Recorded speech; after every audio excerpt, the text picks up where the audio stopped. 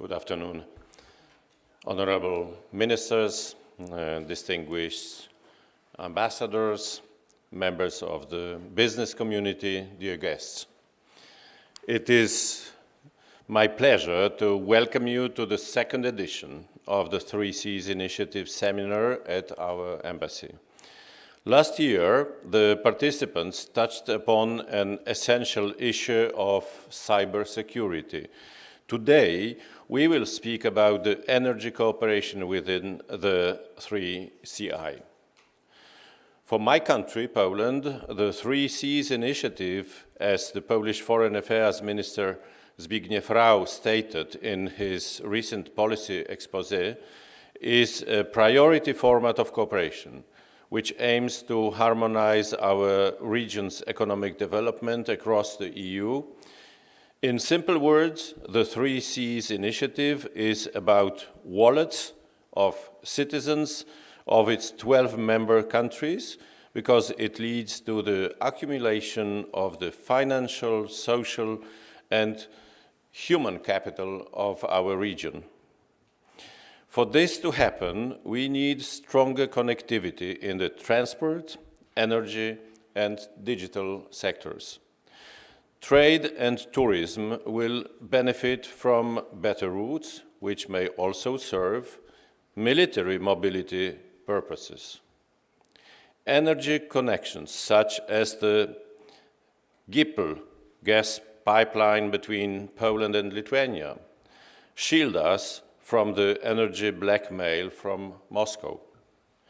Therefore, I strongly welcome yesterday's adoption of the United Nations General Assembly resolution on building global resilience through infrastructure connectivity, and I want to congratulate its co-sponsors, including Lithuania, Romania, Japan, and 6 other countries.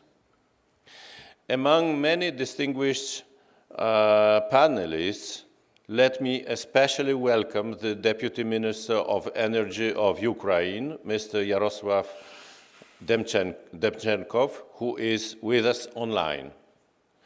We will strive to make the 3Cs initiative an institutional flywheel that will drive Ukraine's post-war reconstruction. Again, these are the words of the Polish Foreign Affairs Minister. Ukraine will benefit from the 3CI because shorter and better developed trade routes mean lower costs of reconstruction of Ukraine and the export of its goods to international markets. I strongly feel the 3Cs initiative has its momentum, and I encourage its members and international investors to fully embrace it. I would also like to stress the importance of the effective disbursement of funds from EU national recovery plans.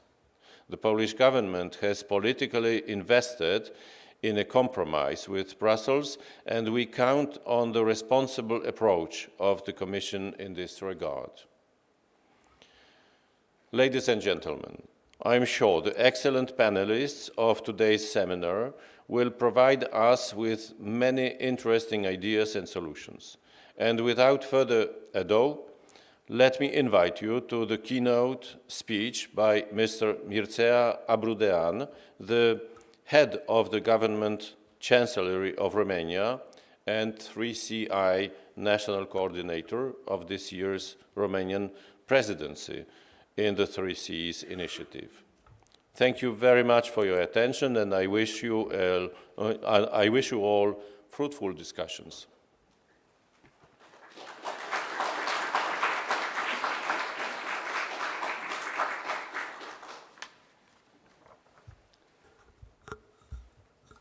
Distinguished host, Your Excellencies, ministers, members of the business community, ladies and gentlemen. I am happy to be here today and to address such a distinguished audience.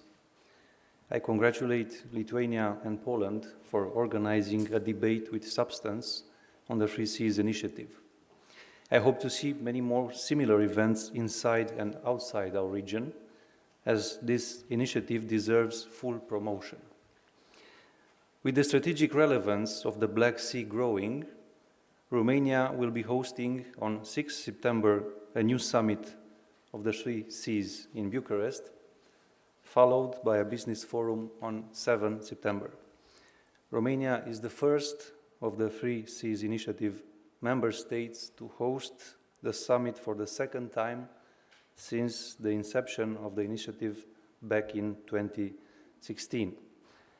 It is a clear proof of the importance that Romania attaches to the initiative and the strong signal of the continuous support that Bucharest is providing in strategic and practical terms. The overall aim is to strengthen the cohesion and convergence of the Three Seas region within the European Union and consolidating the transatlantic partnership.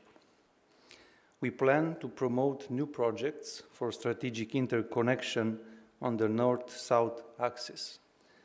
We want to find the best solutions to support investments in valuable infrastructure, transport, energy, and digitalization projects as a means to consolidate regional strategic resilience. Romania will also organize a business forum in the margins of the summit. We were extremely active on attracting investors from several countries during high-level visit of our president in Japan, Singapore, or UAE. Involvement of the European Investment Facility is also key. We will seek, among other things, to give a more prominent role to the chambers of commerce. The top priority for the initiative, given the geopolitical shifts in the region, is to recalibrate its scope and relations to the new reality and live up to its challenges. To this end, Romania is looking to extend at the Bucharest summit a statute similar to the one granted to Ukraine last year in Riga, partner starting the participating process in the initiative to the Republic of Moldova. Regarding non-member countries who express their will to engage with us, Romania will explore ways to build consensus within the initiative and foster cooperation with countries in the region. In the energy sector, cross-border cooperation has never been more relevant to our energy security. In recent years, the energy sector has encountered many turbulences generated by a pandemic and Russia's war against Ukraine. Reducing external dependencies from Russia has become more central to our agendas than before. Solidarity between our countries has proven to be essential to our energy security. With the current situation evolving in Ukraine, ensuring in a reliable manner the security of the energy supply is our highest priority. I believe that each of our countries needs to enhance its own resilience while increasing connections across national borders. Now, a few words about how Romania strengthens its own resilience and security, and then a few words about how its efforts brings benefits to the security of its region. Romania supports the use of domestic resources. It also takes a technological neutral approach. This means that we see all energy sources as equal contributors to the energy transition, including natural gas from the Black Sea and nuclear energy. Diversification is a key path towards energy security. For this reason, Romania is working to diversify both sources and routes. In terms of energy sources, our plans are to continue diversifying with priority investments in renewable sources, wind, solar, hydro. Romania is already a regional leader in the renewables sector. We ranked the 11th place in the EU in terms of the renewable energy share in consumption. Romania has already met its national target of 24% of total energy consumption. Natural gas remains important in the future energy mix of Romania, especially in the context of phasing out coal in 2032. Romania's energy security is closely linked to the Black Sea. Our investment efforts here target both natural gas production and renewable sources production in offshore wind farms. We are also working on diversifying our electricity sources. The main highlight is the agreement with our regional partners, Azerbaijan, Georgia, and Hungary. Based on it, we will build an 1,100-kilometer long submarine transmission cable across the Black Sea, with an installed capacity of 1 gigawatt. We therefore aim to secure not only the supply, but also our energy transition towards fossil-free economies. In terms of energy routes, Romania has already made arrangements to access gas volumes from the southern gas corridor with the help of our regional strategic partner, Azerbaijan. This is of particular importance to our neighbors in times of crisis and prolonged conflict. The new gas sources will be enabled to reach the Republic of Moldova and Ukraine via the Romanian national gas transportation system. Given the current geopolitical context, we must make sure that there are no hindrances in the free flow of energy in Europe, and that energy can no longer be used as a political weapon. This we can only achieve if we act together. Only united, we can support Ukraine and achieve the much-desired energy security for European citizens. Romania has already taken strategic decisions and concrete steps to enhance the energy security of our region. To the Republic of Moldova and Ukraine, Romania is a pillar of energy stability. Last year, Romania has supplied electricity to the Republic of Moldova at affordable prices for its citizens. This winter, Romania provided natural gas to the Republic of Moldova through the interconnector Ungheni-Chișinău. In March 2022, Romania helped the Republic of Moldova and Ukraine to connect their electricity systems to the continental grid. Furthermore, Romania helped Ukraine to synchronize with ENTSO-E, and it worked hard to maintain the functionality of electricity connections with Ukraine. We have also supplied Ukraine with energy equipment to sustain its energy supply. To conclude, I believe that these are times when we can turn challenges into opportunities. We need vision, we need innovative solutions, we need new green technologies, and we need to work together. And a great deal of all that can be achieved within the 3Cs initiative. Romania will continue to promote energy cooperation for the energy security of our countries.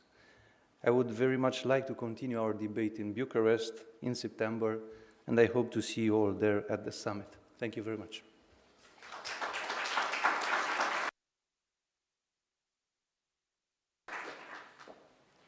Mr. Minister, thank you very much for this very interesting and insightful introduction, which leads us actually to the first panel of our seminar.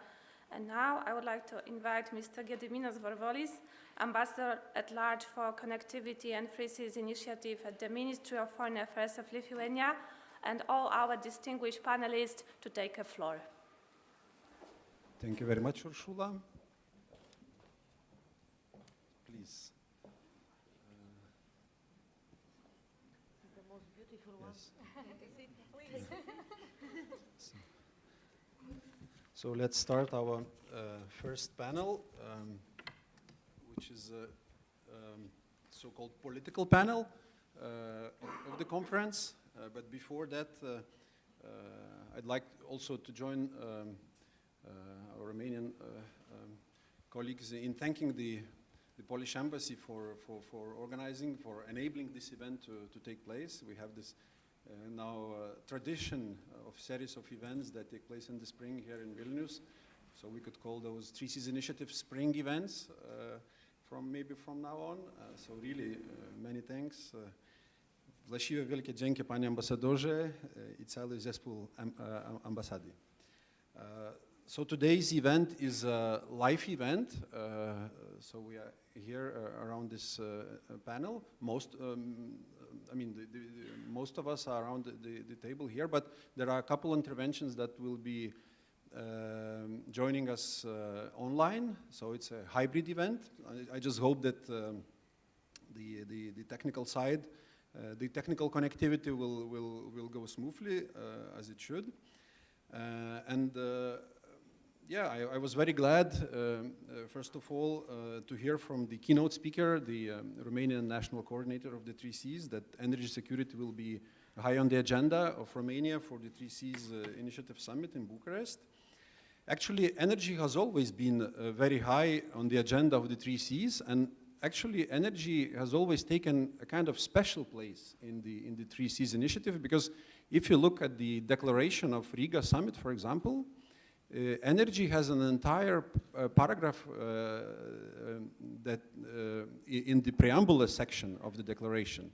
So it shows to what extent the Three Seas Initiative countries, they consider this area, which is just one area of the Three Seas Initiative, besides transport and digital, but the energy is considered to be as a kind of priority area. So I'm very glad that this year we are tackling this particular issue. And also, of course, with Russia's war of aggression against Ukraine, the energy paradigm in Europe and in this region in particularly has been completely toppled. So I think tectonical changes and shifts are taking place. Before the aggression, I think we have to recognize the region was very much dependent, at least to a very large extent, dependent on Russia. Some say that there was around 50% energy dependency on Russia on average across the region. Things are changing for the better. Here in Lithuania, at least, we have virtually zero now dependency on imports of energy imports from Russia. Same is happening across the region with other member states of the Three Seas Initiative with various speeds, but the tendency goes in that direction. So I think today is really a good moment to take stock of those changes here in this panel with this distinguished company. And actually, I'd like to start our debate by asking some introductory remarks from all of you, if possible, 2-3 minutes, with the generic question to all of you. How the Three Seas Initiative as such, as a sort of, pan-regional platform, could assist member states in tackling current energy security challenges. In other words, we have our national energy policies. There is a European energy strategy, a lot of European energy instruments. There is a transatlantic dialogue on energy. But what are the developments in energy infrastructure in the Three Seas Initiative region that could make this region a kind of energy community? Is there a room for some bigger commonality among the countries, the 12 countries of the Three Seas Initiative? So with this very generic question, but I mean, feel free to bring in any other topic. I now open the floor for opening remarks, and then we will go for maybe more individual questions later on. So, and I will start in the order that you can see on the agenda. So first, I'll ask Ms. Anna Łukaszewska-Trzeciakowska, Undersecretary of State in the Ministry of Climate and Environment of the Republic of Poland, to take the floor. Thank you very much. I was very carefully listening to Mr. Ambassador and to a representative of Romania, and I wrote some remarks. Very firstly, I would like to thank the Romanian representative for underlining the sovereignty of source of energy. You have mentioned the natural gas from the Baltic Sea. We are in somehow similar situation with our coal production and utilization. I will maybe pass later, add some words to this topic, but what I find out from your introductional speech was two things. First, the interconnectivity, even due this hybrid conference, we will need it, the connection with the Ukraine. So the importance of the interconnectivity, even in the small details, is essential. And energy is essential for our economies. It's a backbone of our economies. It's a blood system of our societies. So the importance of this topic is bigger and higher each and every day. And the war didn't start on 24th of February. The energy war started years before with the, let's say, as they said, economical projects of the pipes with the gas, which has to be used to be the transition fuel, and it's not the dependence of this part of Europe. All the Europe passed to the dependence of the fossil fuels from Russia during this Nord Stream 1, Nord Stream 2.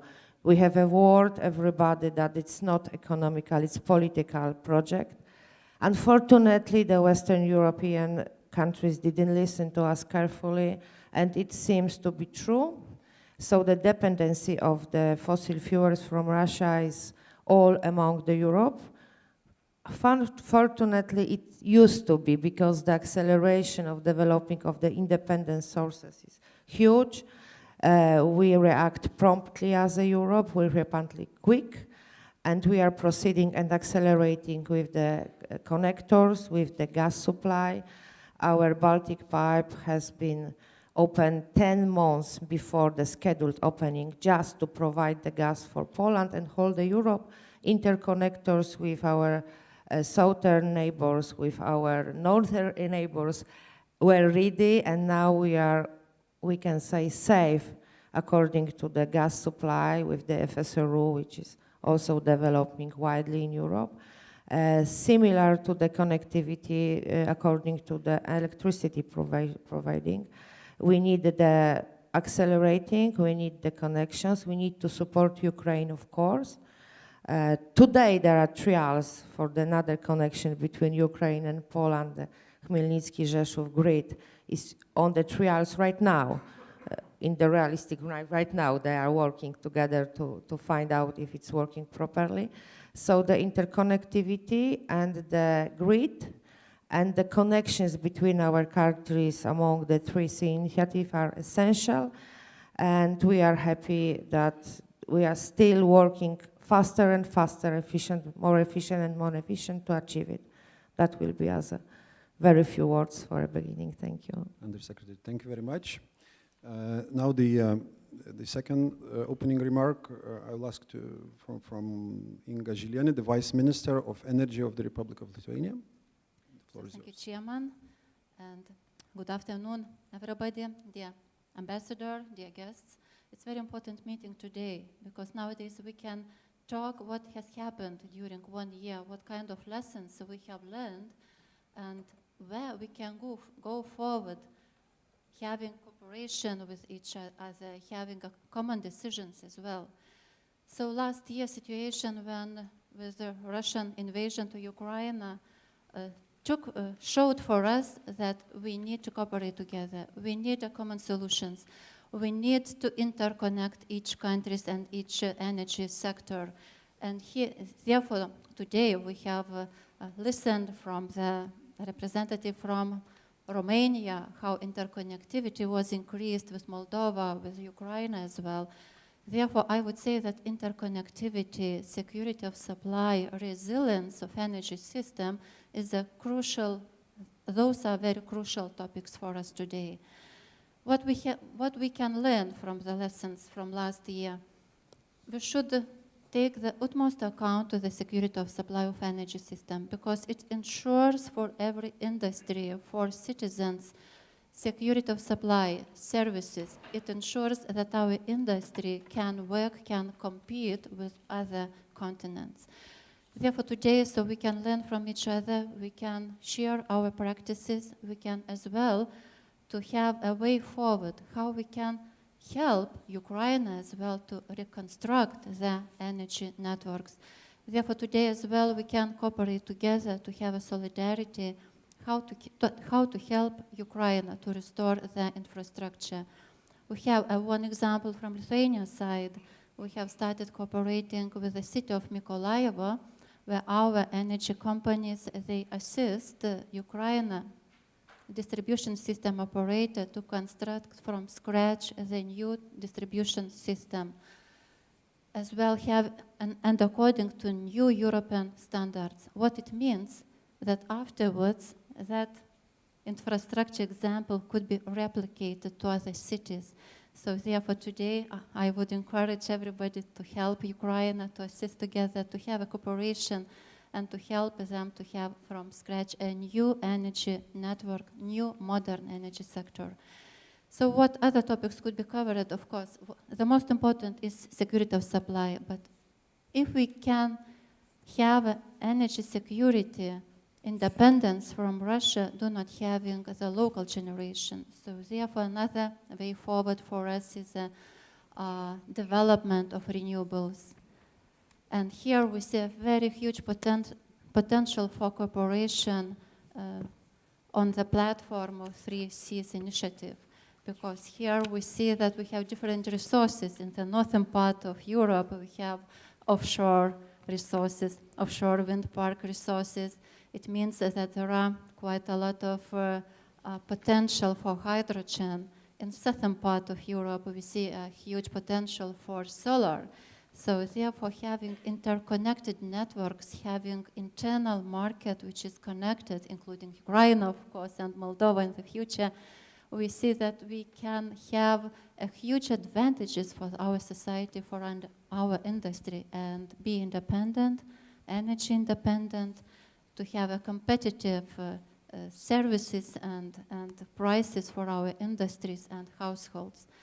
Therefore, I hope very much that we will have a very fruitful discussion today, and we will have a pathway as well further how to cooperate and how to improve our cooperation in the future.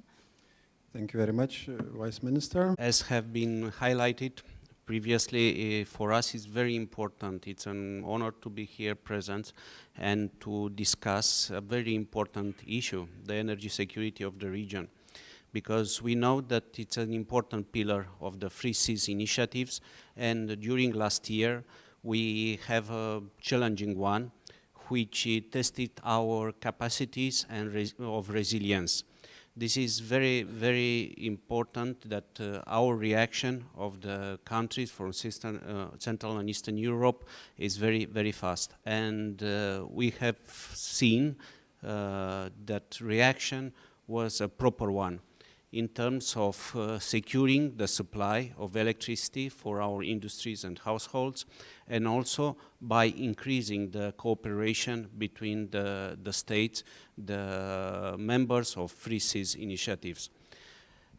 It's very important to increase the interconnection. This is one very important issue.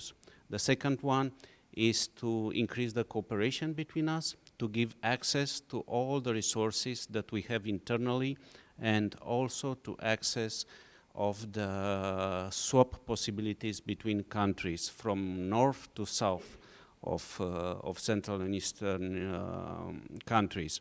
It is also important to practically to manage the new energy European paradigm in terms of energy security, which actually brought the configuration of energy supplies, finding new suppliers and new reliable partners.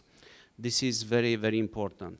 Also important after this military invasion of Ukraine to secure our neighboring countries. We know that Romania have the longest border connection with Ukraine and Moldova.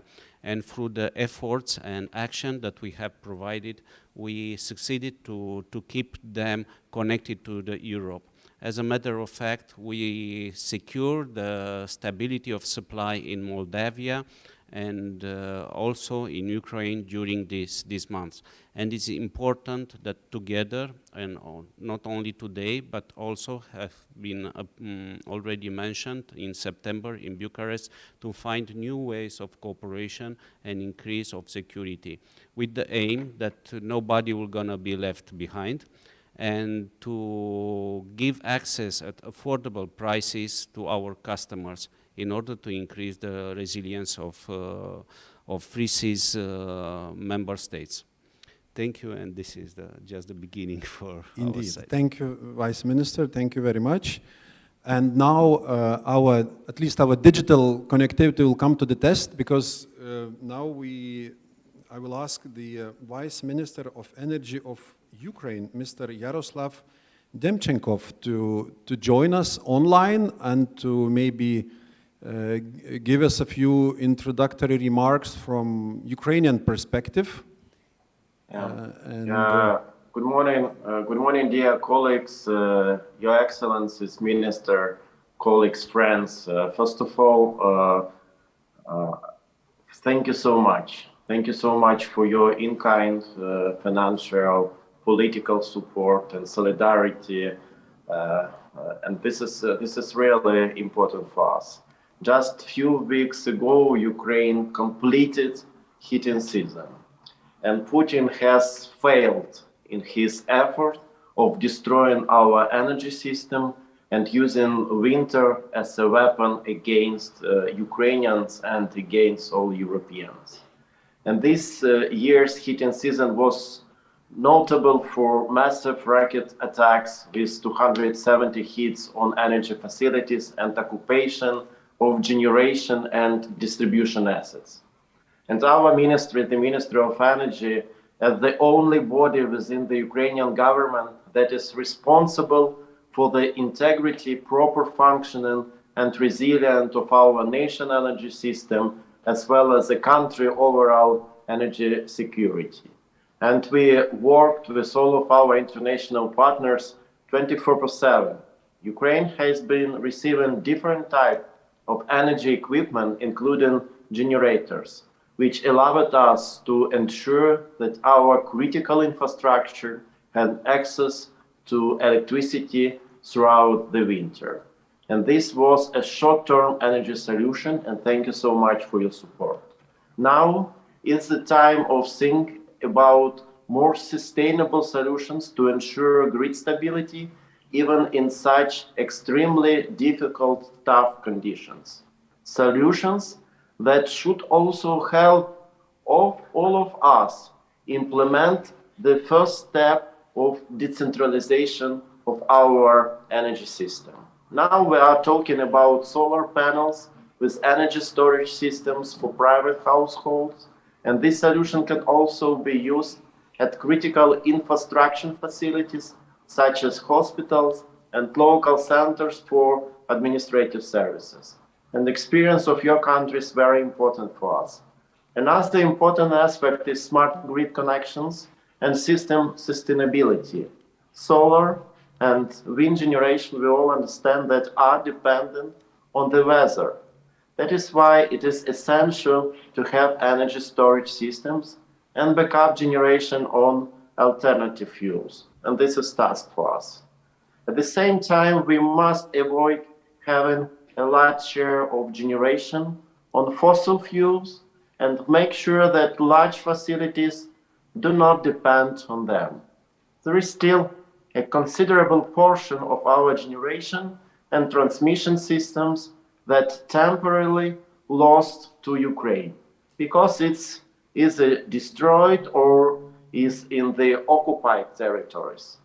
You know that our largest nuclear power plant in Zaporizhia is still under occupation, more than a year.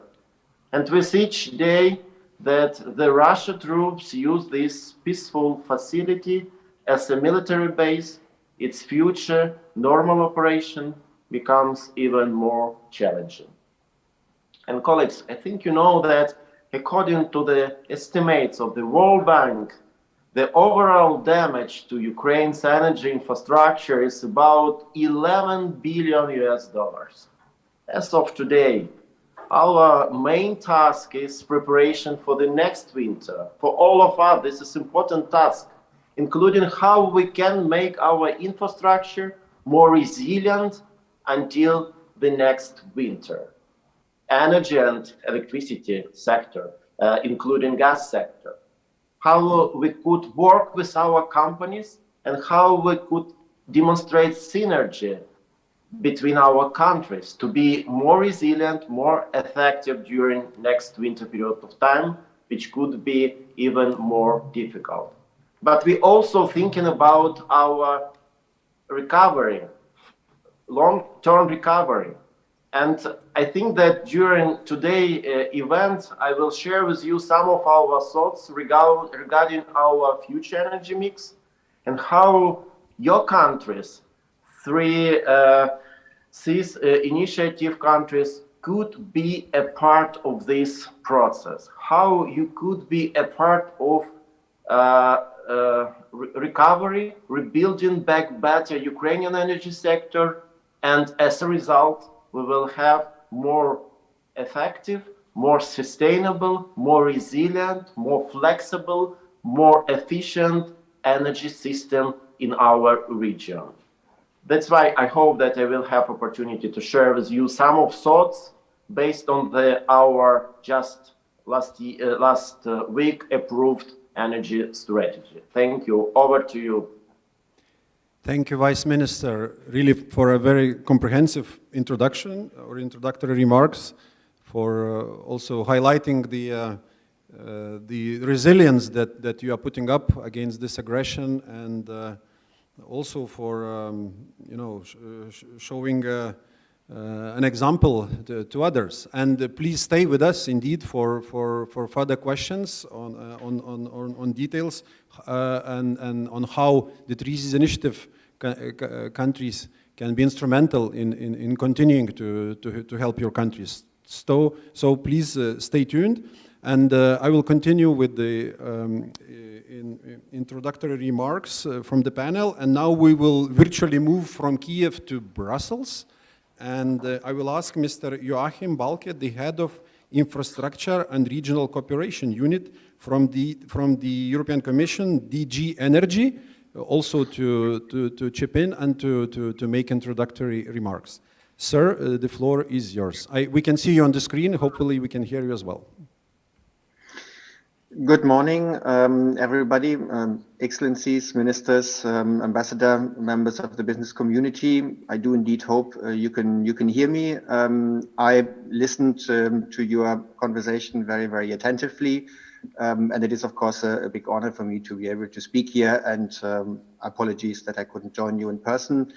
I will also just make a few short introductory remarks from the side of the European Commission to give you our perspective. And as you've all emphasized, I think it cannot be emphasized enough that infrastructure is in fact key for our energy security, for our internal market to function properly. And it plays really a central role in the integration of our energy sectors, but it goes beyond that, in the integration of the economies in your region. And this is an objective that we have pursued for a long time. And so have you as members of the Three Seas region. And this is why we provide strong support for your agenda there in terms of energy, transport and digital infrastructure through our instruments. And we will certainly continue to do so in the years to come, especially in order to support investments that can contribute to a cleaner, more resilient, and of course also more digital future. We welcome the objectives of the Three Seas initiatives, and in particular the concrete infrastructure projects that you are promoting, which do coincide to a large extent with our priorities. And the realization of these projects is certainly key to enhance the security of supply in your region, and that is of course an objective which is more important than ever under the current circumstances. Now, this being said, it's also important to stress that it has not taken the aggression of Russia against Ukraine. For us, in Brussels, in the Commission and on the EU level, to be alerted to the risks of dependency on third country suppliers, in particular as regards national gas. In fact, ever since the gas supply crisis in 2009, we have been aware of this and have pursued an active policy in order to diversify our supply sources and routes. Since then, and building on the lessons of this crisis, we have actually made it a priority to increase the resilience of our supply system based on three principles: less fossil fuels, solidarity between member states, and diversification.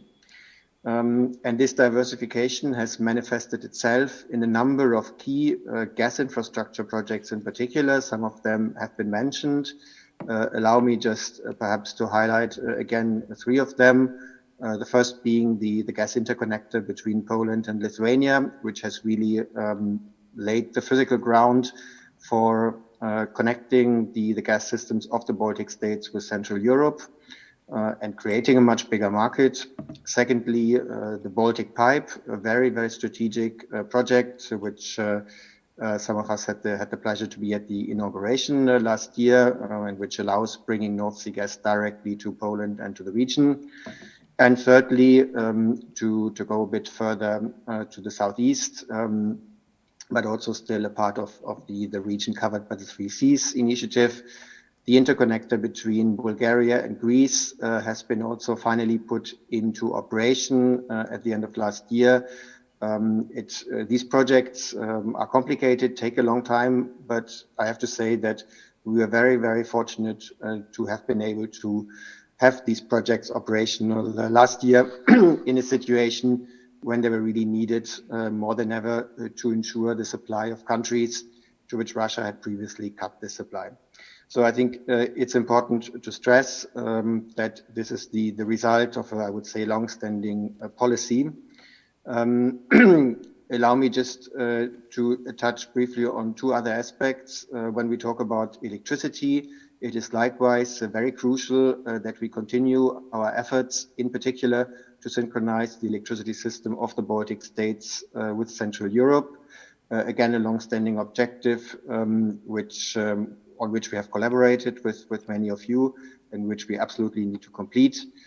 And lastly, of course, it is about creating alternatives, about pushing clean energy. And here I would just stress, as others have done before me, the cooperation on offshore renewable development, which has really taken a new dimension and a new political momentum, in particular also in the Baltic Sea region. So this is another important factor. Thanks very much. Thank you, sir. Thank you for, again, a very comprehensive introductory set. We will come back to certain of those issues, such as synchronization. Of course, we have a keen interest indeed in pursuing this here in the region.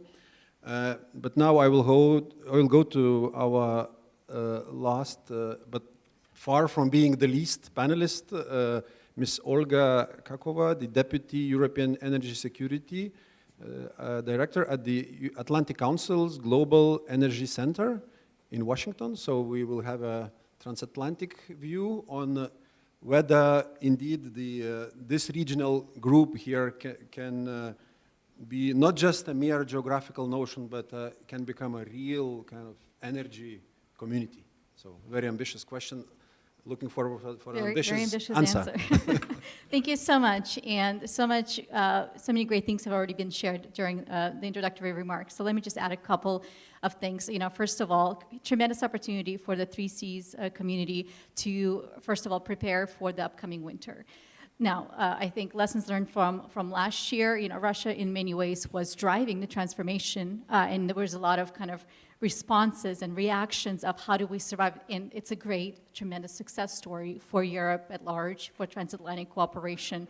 But I think this is the year where the region and US, in cooperation with US, can be proactive and say, we will drive our transformation on our terms, the way we want to do it, in a way that benefits our citizens, in a way that minimizes how much the energy costs, instead of letting Russia dangle carrots or withhold, weaponize energy supplies, threaten, blackmail So this is, I call this more of a proactive approach.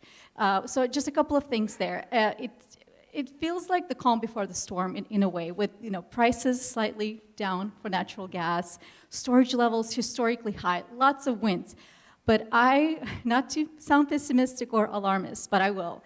I think this is the time to prepare for the very worst case scenario this winter, to be over prepared, to be double, triple prepared. For example, preparing for situations where Russia shuts off gas going through Ukraine, preparing for situations where Russia shuts off gas going through Turkey. Now, are they likely? Will they happen? Let's not spend time, thinking about the percentage of how likely it is, but just make sure that there is a plan and that we're ready together with, of course, transatlantic partners, US and other allies. If we have an intense summer and there's huge electricity demand and other demands to cool off and just make cities livable, that could also, I would say, even draw down potentially and maybe even drive up some of the natural gas prices and other electricity prices, and actually even impact how quickly storage is filled up. So once again, is that guaranteed that we'll have extremely hot summers? But a couple of heat waves can completely kind of derail. So preparing for that, and how do we do that? Like efficiency measures, every building kind of taking a look at what's feasible this year. Now, is it reasonable to say that every building in Europe is going to be energy efficient in the next couple of months? Absolutely not. But perhaps there's some, there's some things that are feasible, some things that are possible, some of the biggest energy guzzlers out there, and providing the right level of support, workforce development too, because it's very labor intensive to make things more efficient. And I think that's where the 3Cs region could perhaps work together. Perhaps there's some, even let's just take heat pumps, for example. I love that it's like a tangible technology. Just understanding like the full potential of where they can be installed. And a lot of times there's this misconception that like, oh, well, you can't work with this system, or you can't install it here, or here's the efficiency measures. And there's just a lot of like, even just basic of understanding the opportunities that technologies like heat pumps can provide. So having the region work together, something like this, can make a huge difference. So going back to my point, so when we do have heat waves this summer, we are more resilient, we're more prepared. So that's just one area. I'll quickly, I know we're tight on time, so I'll quickly run through some of the others. So this is just, I mentioned some of the short-term priorities, but going into the long-term, I love hearing that, look, we're done with Russian natural gas, coal, oil, but it was Russia that self-sanctioned the exports. The pipelines are still there. So there's always that risk that no matter how well-intentioned, there's always that little risk creeping up that in a couple of years, there may be some temptation in some parts of Europe to go back to Russian gas. Maybe it's a much smaller amount. There's no way we'll go back to 40, absolutely not, to 40%. But the risk of smaller exports going back to Europe, I would say it's still there. So in order to have a true permanent transformation of the systems, we really need, so we already have some projects in the pipeline, additional projects coming up, great. But we're still in a supply crunch. So additional new projects need to come online. And unfortunately, a lot of them are driven by long-term contracts.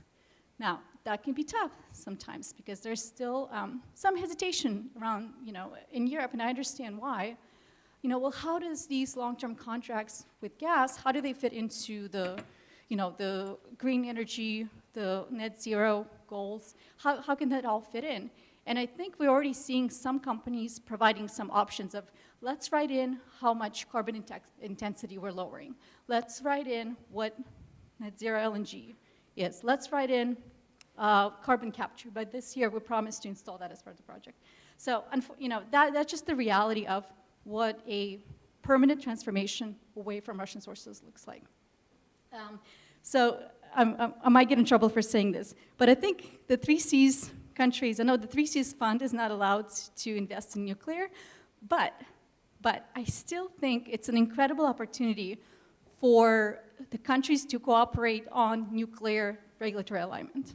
So I will stand by that statement, even if I get in trouble afterwards. But I think the 3Cs community can really work on, let's forget about the money, which is super important when it comes to nuclear, but let's have the 3Cs countries, which many of them are already either working on MOUs or progressing. Romania is a great example on installing advanced nuclear capacities or working towards that.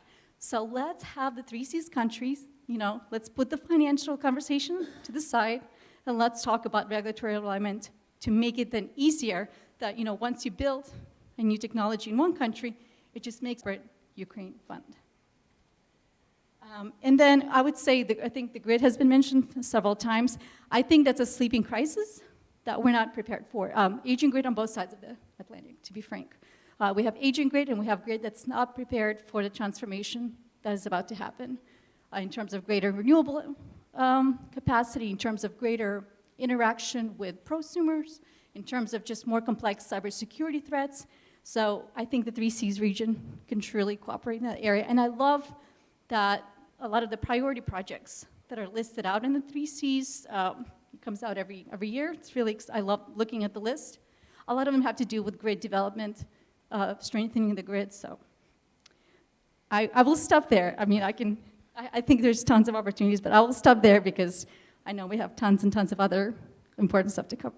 Thank you, Olga. You already outlined a pretty impressive menu, but I think, yeah, preparing for contingencies is not being alarmist. I really fully agree with you, and yeah, we should make this diversification indeed irreversible, in order not to go back to the previous schemes, a few years later. Yeah, but we will come back to some of those issues. On nuclear also, and on nuclear maybe I'll ask our Romanian colleague to comment, because you are the front runner, seem to be the front runner, just later on maybe.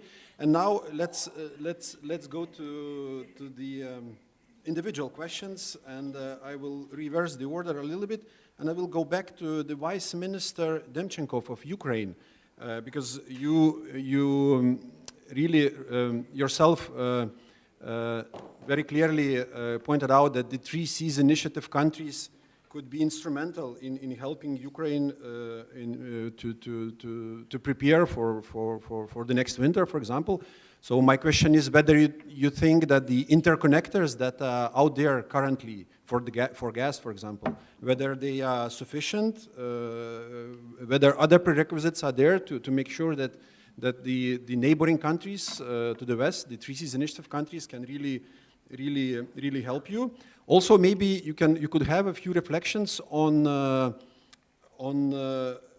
I mean, you can give maybe some advice to us, because you've been you have underlined very strongly, and it was very impressive to hear how resilient your system has become despite this appalling, those appalling attacks from Russia trying to topple your energy system. So you really developed a lot of expertise. So what would be your lessons learned and advice to other countries, how to make their systems more resilient? So advice, interconnectors to help you to prepare, and maybe on the future plans, because also I know that you also have ambitions also to become an electricity exporter. So because of this connection, the synchronization that happened between Moldova, Ukraine on one side and European grid on the other side. So what are your plans for the electricity export? So just a few questions quickly, and then we will move on with other questions. Your Excellency, thank you so much for such comprehensive questions. I will try as much fast as possible provide you feedback, especially taking into account that distinguished audience and all of our partners here. I just would like to share with you some of our thoughts regarding long-term recovery, and I will cover some of your questions during my answer. Our ministry, the Ministry of Energy, sees current challenges facing Ukrainian energy sector as a real opportunity to reach a fully carbon neutral energy mix in Ukraine by 2050, where electricity will be the most efficient energy carrier and provide a foundation to rebuild the country's economy. And very important that sustainable energy development will provide momentum to boost the recovery of other industries and services, not just only in Ukraine, but outside of Ukraine in countries of this initiative also. And we developed our strategy and The first principle that energy system must be sustainable, which means we must aim to use carbon neutral energy sources. And that is why we intend to abandon coal in power generation in other chains of production by 2035, 2040. We are also looking at natural gas and a transition fuel, but we will gradually decrease its consumption and rely on domestic production only, and will be ready to even export. The second principle is, of course, resilience. Ukraine's energy system must be more decentralized, more flexible, and have better physical protection, because our strange neighbor will be with us for a long period of time. Ukraine's energy mix will have a healthy balance of nuclear and renewable energy with the phase out of coal-fired thermal generation. The system will get additional storage capacities to be more short and long duration flexibilities. We should use of all types of flexibility resources in more efficient way. And this is important for all of us. We will explore the potential to use low carbon and green hydrogen, green methane, and resilience will also mean a more energy efficient energy industry, which will allow include a network of prosumers and microgrids, smart grids, and this is important for all of us. But last but not the least is affordability of energy. Ukrainian electricity will be more affordable both to local consumers and to consumers outside Ukraine.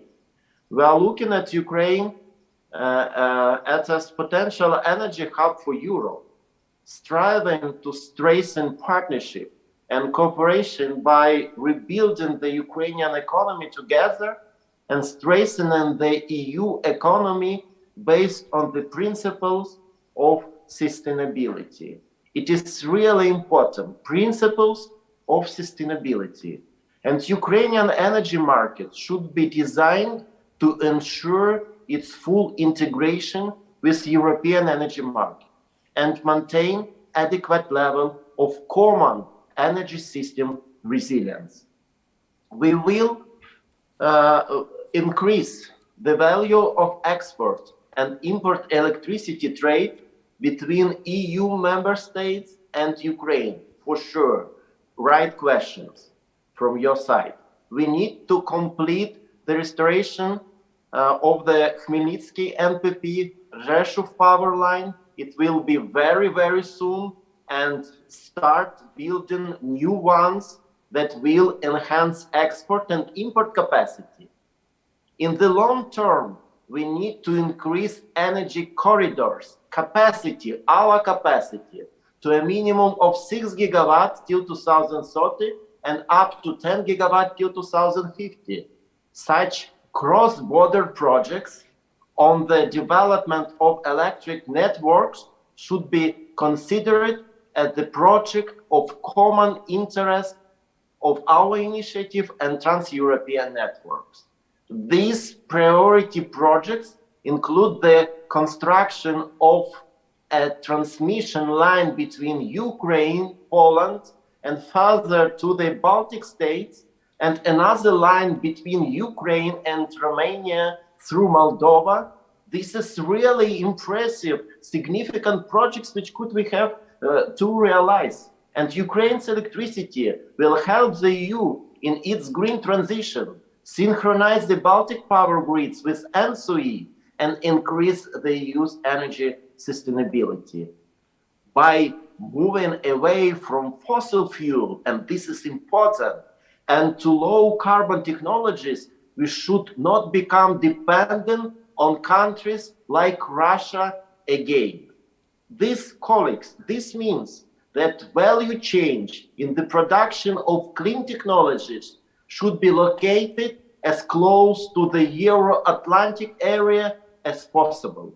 And our country, Ukraine, can become a place for creating sustainable energy class, for production different type of equipment, for speed up green transition, not just only Ukraine, but also in your countries.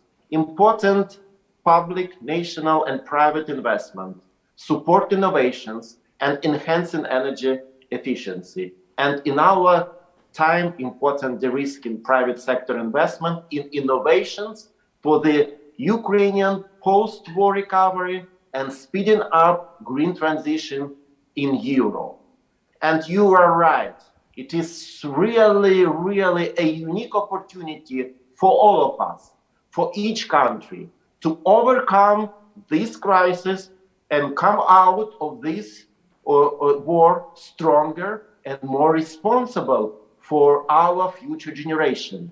You are right. We all need to act now to make this future possible. And I believe that within our initiative, 3C initiative, we will develop new plans, and these plans will be implemented. Thank you. Over to you. Thank you very much, Vice Minister, for your inspiring responses. We will be working on it also within the 3Cs, with the presidency, the Romanian presidency in the run-up to the Bucharest summit. And now let's move on with the individual questions. And I would like to now to ask the Undersecretary of State of Poland, maybe also to give us your view on this question of interconnections and the projects of common interest that have been mentioned by the Vice Minister of Ukraine in the area of electricity, indeed, electricity interconnection, the grid interconnection, but also maybe in the area of gas, because Poland has made an impressive progress in the area of LNG. You've built one terminal, you're working on another terminal. In Lithuania, we were first in the region to build our Klaipėda terminal. Now we are working on increasing the capacity of the terminal of Klaipėda. So there will be a lot of potential for taking in LNG to the region, but are our connections, gas connections, sufficient to provide enough fluidity for this LNG for the south, to our fellow 3Cs initiative countries in the south, and such neighbors as Ukraine in particular? And also maybe a comment from your side on the coal in your energy mix. Obvious questions, because I guess Poland and the 3Cs initiative countries as a whole would have, energy-wise, would be in a much more better position to diversify and to really somehow try to phase out the fossil fuel in favor of renewables. So what are your plans on this, and on nuclear also, indeed, as well? Thank you. It will be quite a long speech. Sorry, too many questions, but you can. But I will, if you don't mind, I will reverse the list and I will start from the coal. Because what I would like to underline, we really speed up with the renewables, and only in 2022 we increase our capacity in the renewables over 130%. It was 6 giga installed only 2022.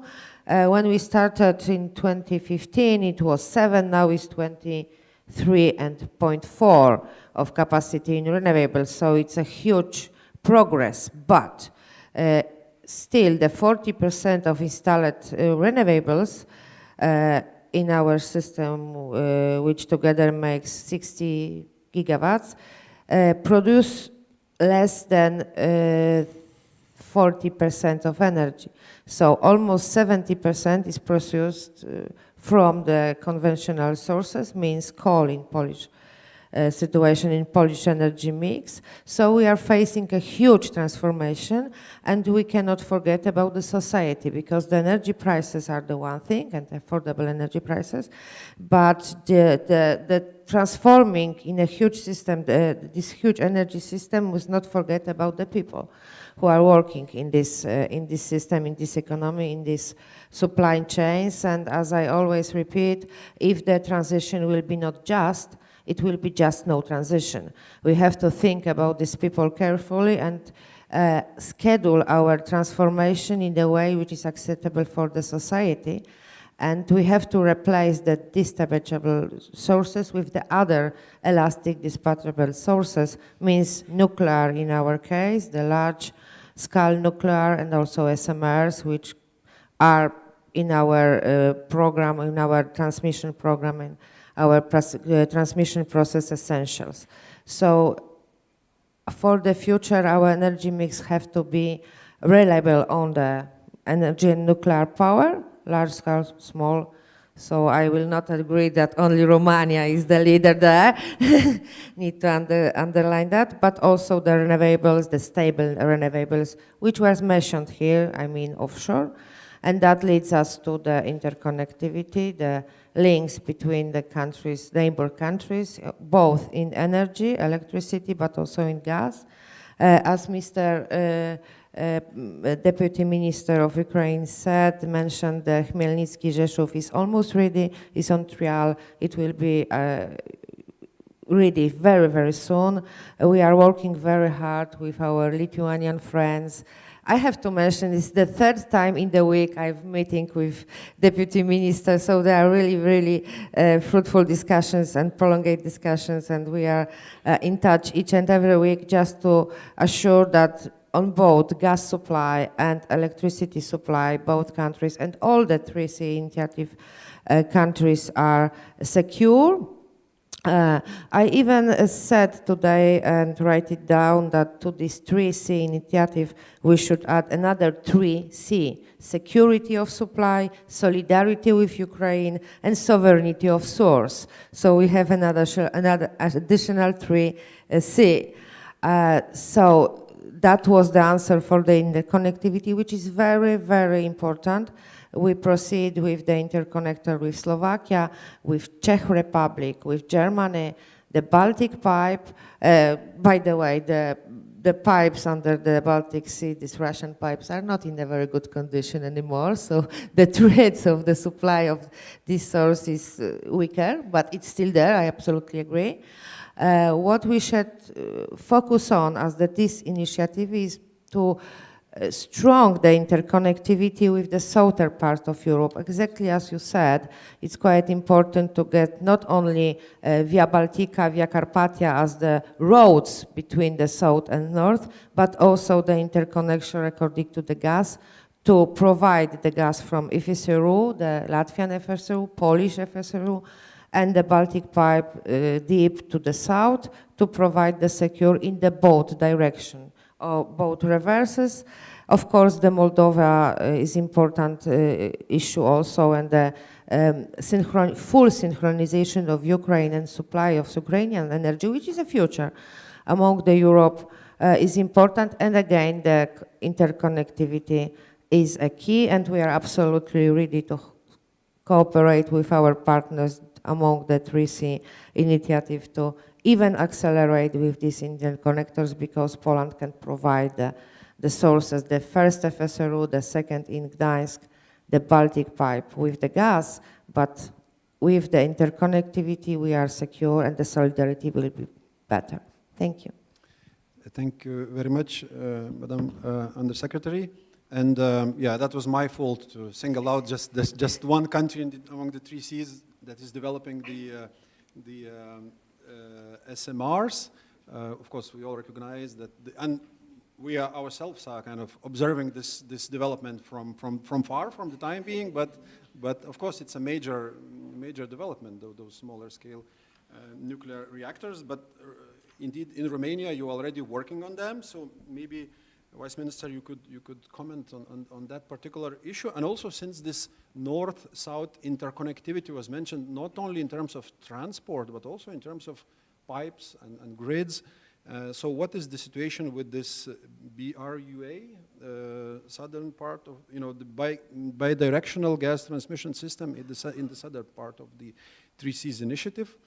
So please, the floor is yours. Okay, thank you very much for the questions. Firstly, I would like to point out and enter to the discussion regarding the gas market, because it's a part of our electricity security. In these terms, Romania somehow it's in a secure position, because 80% of their national consumption is covered by domestic exploitation of the gas, and foreseeing the further extension and exploitation of the Black Sea reservoirs will bring additional security in the region. Will be in the position to secure not only domestic needs but also on our neighboring countries. Regarding the commissioning of the interconnection between Greece and Bulgaria, bring us the possibility to have access to TAP that will bring more stability in the region, and also the possibility also of the additional volumes to be flowed to Moldavia and also, why not, to Ukraine. All these pipelines that interconnection that we are using, and also we make the reverse flow capabilities, will bring more stability and more volume to be brought to the central region through the South Corridor. It is very important to use the LNG terminals in Greece, but also it's important to have the connection with the North terminals that Poland and Latvia are building, and therefore the increased capabilities, volumes, and the reverse flow through the pipelines between all the countries will bring the necessary security in the region. Secondly, regarding the electricity, also we have quite equilibrated generation mix, and just thinking about the non-carbon generation facilities, I must point that today 68% of the Romanian's volume is generated from renewable, large hydro and nuke. That means non-carbon emissions. What is important, we increase the interconnection capabilities in terms of electricity. Today we have been seeing peaks of electricity export from Romania up to above 3.5 gigawatt. That means that we have been to this meteorological condition in a proper position to bring stability and necessary volume, additional volumes of electricity in the region. Of course, by 2025, our TCO on electricity will increase the interconnection up to 5 gigawatt on hourly level. That means that we'll need also generation facilities, not just increase the network, but also to provide the needed electricity to this network. And therefore, 2 billion euro have been allocated to Romania up to now to increase the interior connection lines, distribution and transport, and also additional 2.6 billion to new generation facilities, mostly on renewable side. We are seeing that with these renewables, we'll have a capacity factor, but also we will need some baseload electricity. And here, this can be provided by the new technology. As you know, we are amongst, together with our strategic partners from the United States, to provide and continue our nuke program. That means we are foreseeing 2 additional units in CANDU technology. That means 1.4 gigawatt to be continue to be built and commissioned by the end of this decade. And also we want to be the first movers in the new technology of small modular reactors. The SPV, which is developing this technology in Romania, is making significant steps forward. And by 2028, 2029, we want the 460 MV power plant to be commissioned. Of course, our experience in these developments, I'm pretty sure that will be shared with our partners in 3C initiatives. Member states, we want to continue their nuclear or to develop their nuclear program. That's why it's very, very important to have a regional overview in terms of interconnection, generation facilities, and development of new technologies. Of course, the technology, the interconnection of the gas pipeline, have you mentioned, the Brua interconnection have been completely commissioned on the Romanian side. That means will allow significant volumes to be transferred from the south of the continent to the Central and Eastern Europe. All these measures that we are taking with the aim to provide security in the region, and we have to also to increase our interconnection with Moldavia and of course with Ukraine, and therefore a new 400 kV lines with Moldavia, it's forecasted, and of course increase the interconnection and possibility of reverse flow with Ukraine. All these efforts, I think, will be concrete steps forward for improving the security supply in the region and the member states that are part of the Free Sea initiatives. Another aspect which I think it's very, very, very important, it's also to think about the second stage of the fund of the Free Seas.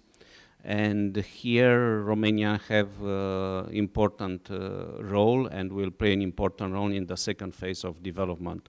And also we are thinking that additional volume of money will be needed, because all these project, electricity project in terms of transmission and generation facilities involve significant amount of money.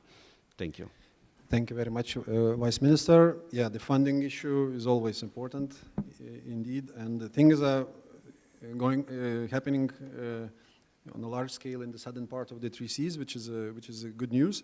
But let's look also at our part of the Three Seas, Vice Minister. So Lithuania has very ambitious plans with renewables, especially the offshore wind. But what about the storage solutions for this kind of fluctuating energy source? What are our plans also in terms of storage? And also maybe you could comment on these new technologies like hydrogen, carbon capture. Are they also relevant in the context of the Three Seas? And finally, could you tell us also about this isolated test run that took place just a few days here in Lithuania, which was apparently a success, but what are your takeaways from this event, which I guess bodes well for the synchronization process that is on all our minds now here in this part of the Three Seas at least? So thank you very much for the questions. Let me answer to your second question concerning synchronization. Actually, as you mentioned, that Lithuania do not import any more Russian energy sources, no natural gas since the last year, no commercial electricity flows from Russia as well, no biomass, no gas, and no other sources, and oil as well. But still, we are connected with Russian UPS system, and therefore last Saturday was a very important day for Lithuania energy system, as our transmission system operator conducted isolated test from Russia energy electricity system, and it was successful. So we are very proud. We did that test only alone with only Lithuania, but of course the colleagues from Poland, they were following the processes, and of course they were ready to assist us if something happened. But applause that nothing wrong happened, and nowadays we are connected to the Abrudean system again, and I would say that test was very important towards the full desynchronization from Russia's system. And because it was very successful, it encourages other operators, Latvia and Estonia operators as well, to do together further steps in terms of desynchronizing from that system. But when it comes to ambitious plan concerning renewables, now we are doing the transformation study, how to reach for Lithuania zero net economy by 2050. And here, thanks for cooperation with the United States Energy Department, we are conducting a study and modeling of the system, how to reach net zero economy by 2050. at which costs, and how many do we need batteries on the system? Do we need the small module reactors on the system as well?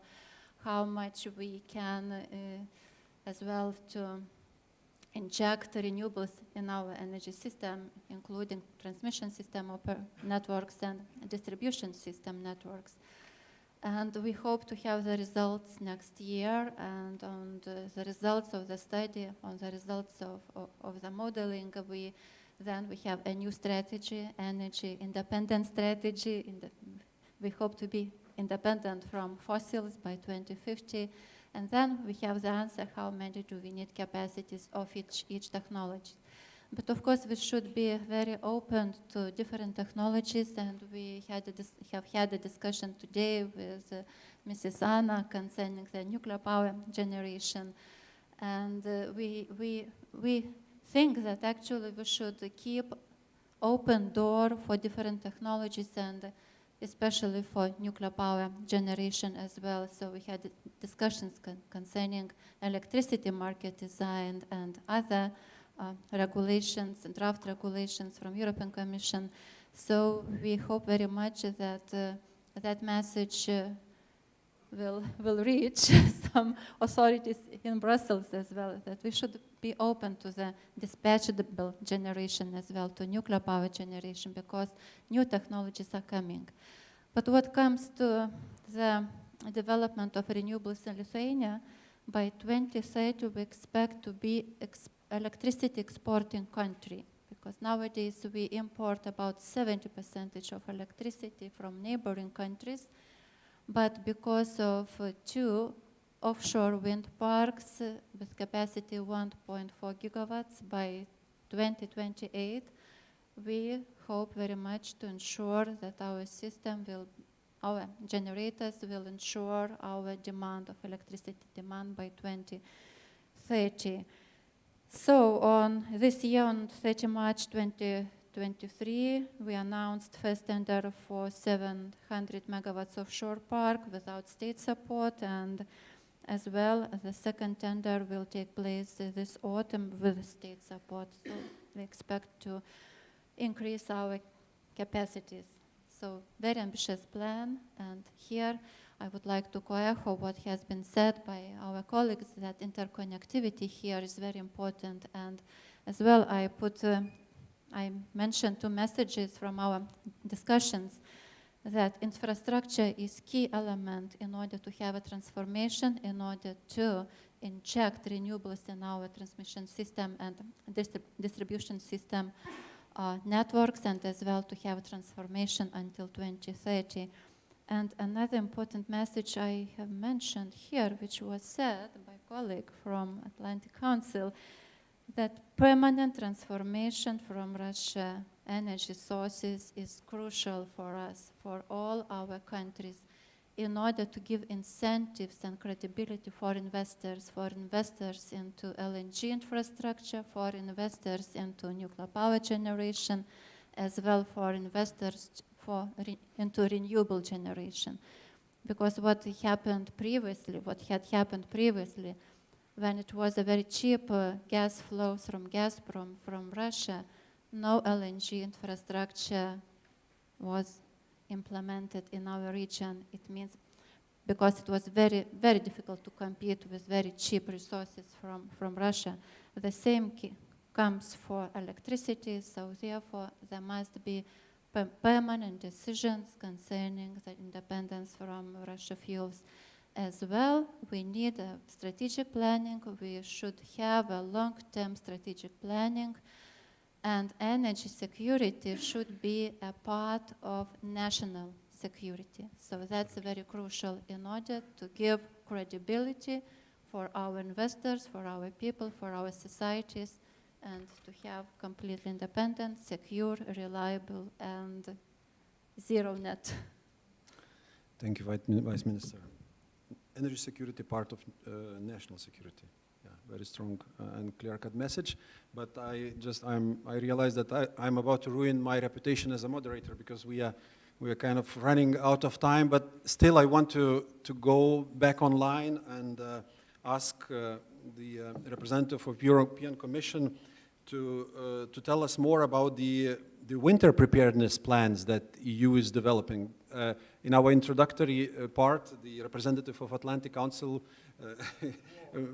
raised this provocative question that, or made this provocative statement that we are kind of experiencing calm before the storm, and the storm supposedly is the next winter. So, but I know that in the EU there are comprehensive plans how to work on security of diversification of supply, joint purchasing, coordinating gas storage, also uptaking renewable energy in transport, heating and cooling. So a few words on those winter preparedness measures, if you could, and then maybe a word on TENE possible, connections to Ukraine, because this is trans-European, energy grid. What would be the perspectives for that?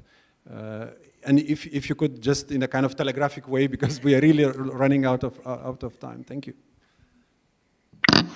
Thanks very much. Understood, and indeed, we could go on for a very long time, but I promise I won't. I will just take it very briefly, starting with the second point that you mentioned. Anyway, I think both are linked. So when we look at our next steps in terms of the Trans-European Network policy, we are indeed now in the process of selecting a new list of projects of common interest for the first time, I should stress, a list which includes the new priorities and in particular hydrogen.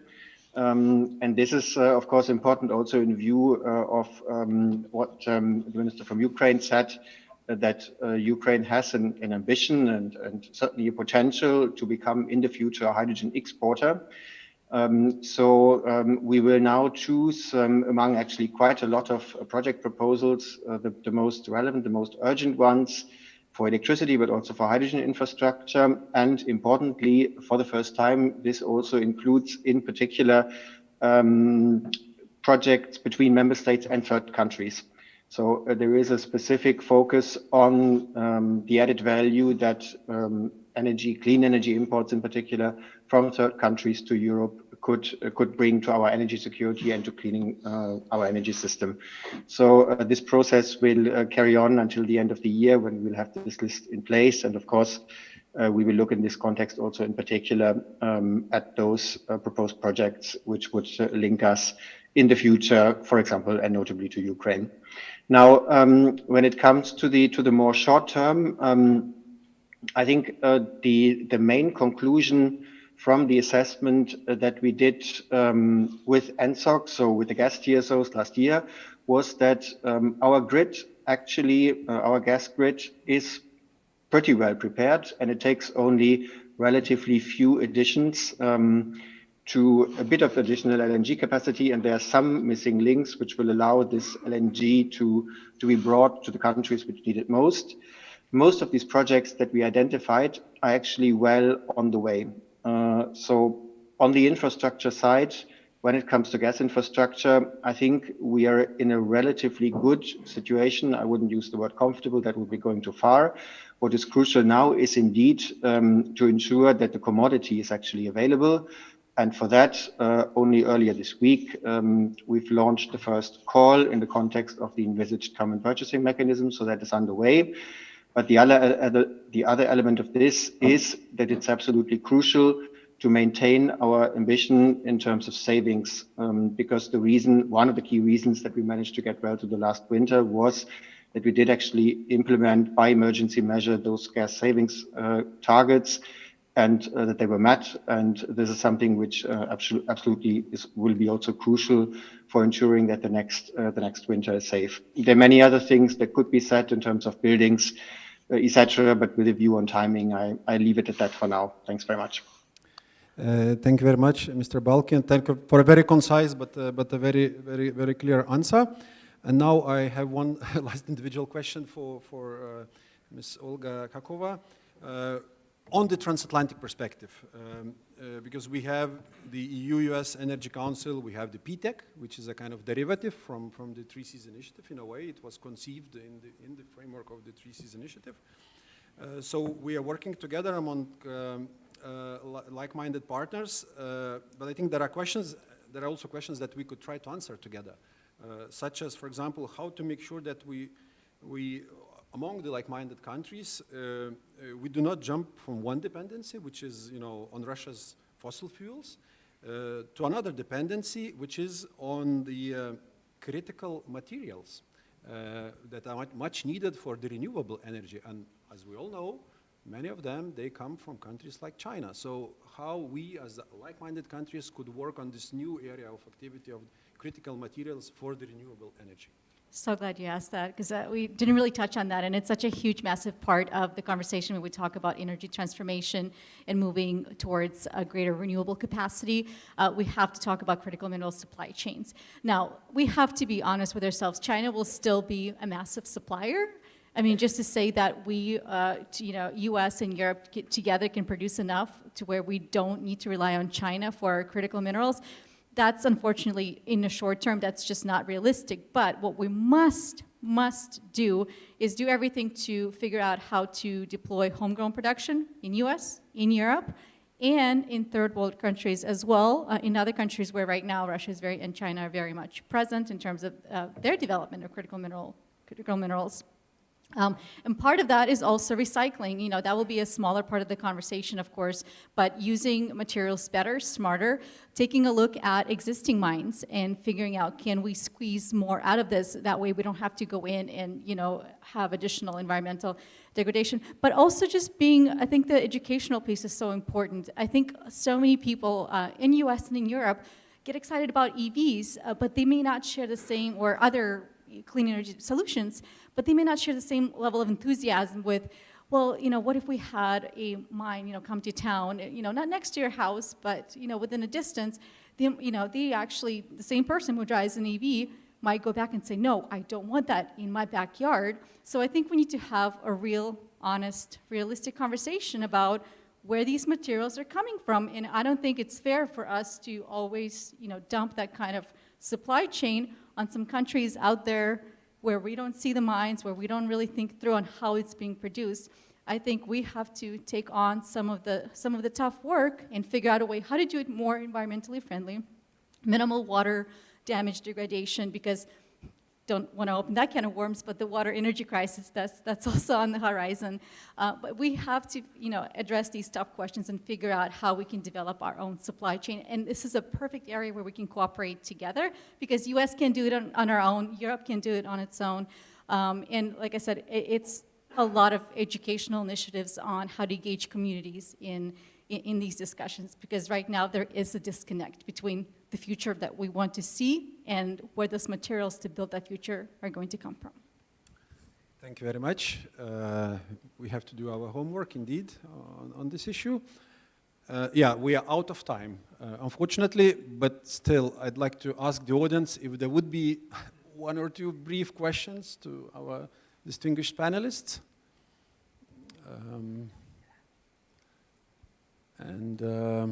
Well, can I have like 2 seconds? Please, please. Ukraine is also a great opportunity in terms of developing critical mineral materials. Tons and tons of potential. So audience questions.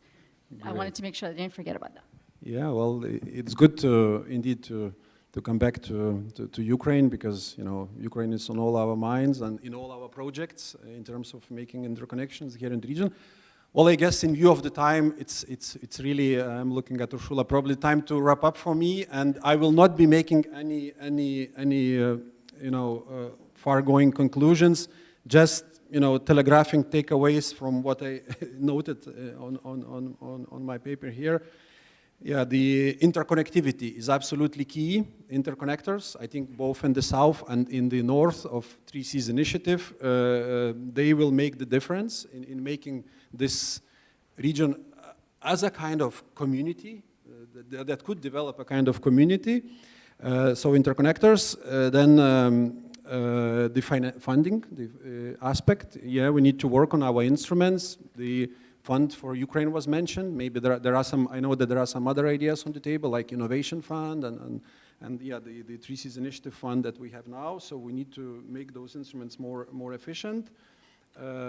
Yeah, net zero in all our minds. Nuclear should not be excluded, especially the new technologies, the SMRs. I think we all are looking now to this net zero perspective, and I think we have the guidance from the EU. We all work together in the framework of the EU. We look all together at the new issues, such as the supplies of critical materials. It's an area of connectivity that is actually booming, so there is a lot of scope for the 3Cs initiative to really find its marks, its original marks in the area of energy security. And I'm sure we will be doing just this in the run-up to Bucharest summit. And I guess I will close now this panel by also saying that we will have, after a very, very short coffee break, we will have another panel which will be more business-oriented. And maybe, and hopefully, we will have some answers also from business community to those questions that have been raised in this panel. So thank you very much for your patience, and see you in, I don't know, Shula, in 15 minutes. In 15 minutes. Thank you very much.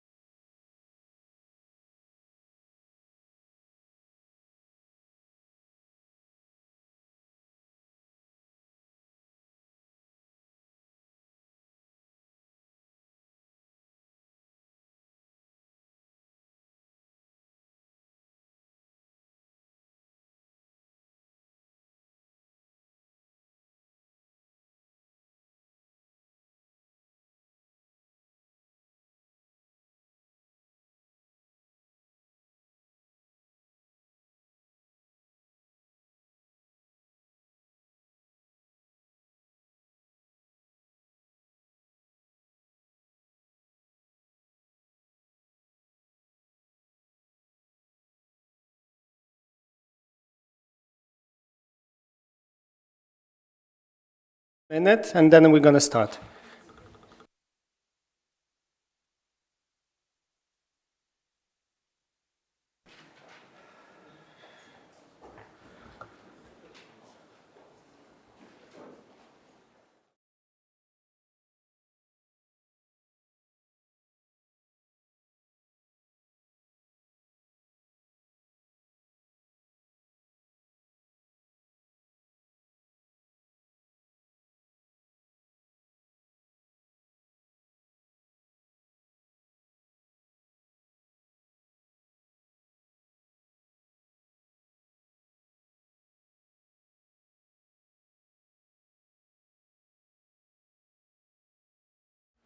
Ladies and gentlemen, let me welcome you to the second panel of our today's seminar. Before we start this panel on the role of the Free SI business in the energy transformation of the region, I would like to invite to the podium Mr. Piotr Arak, the director of the Polish Economic Institute, to give a short keynote speech. The floor is yours.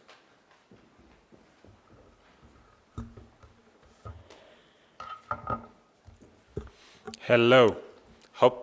I hope that everybody got their caffeine inside and have more energy to witness more interesting exchanges of points of view between the next experts, business experts, which is quite crucial. But I wanted to start with one thing which I think is quite crucial. I had an economic think tank in Warsaw. We deal with a lot of things connected with economic policy related to the European Union, climate policy, energy policy. But since last year, one of the crucial issues that we were struggling with is a lot of analysis regarding the sanction regimes against Russia and Belarus as well. Trade policies, and also what are we and to what level able to not use fossil fuels coming from Russia as the whole European Union. But one of the biggest topics that we were asked by Polish authorities and authorities in Brussels was the question of Ukrainian reconstruction. This was one of the topics that the debate finished with. But I think that the reconstruction of Ukraine is going to be one of the most eye-opening and also one of the biggest issues in terms of economic development and development policy in Europe since World War II. And it's a fact because of the destruction of the country.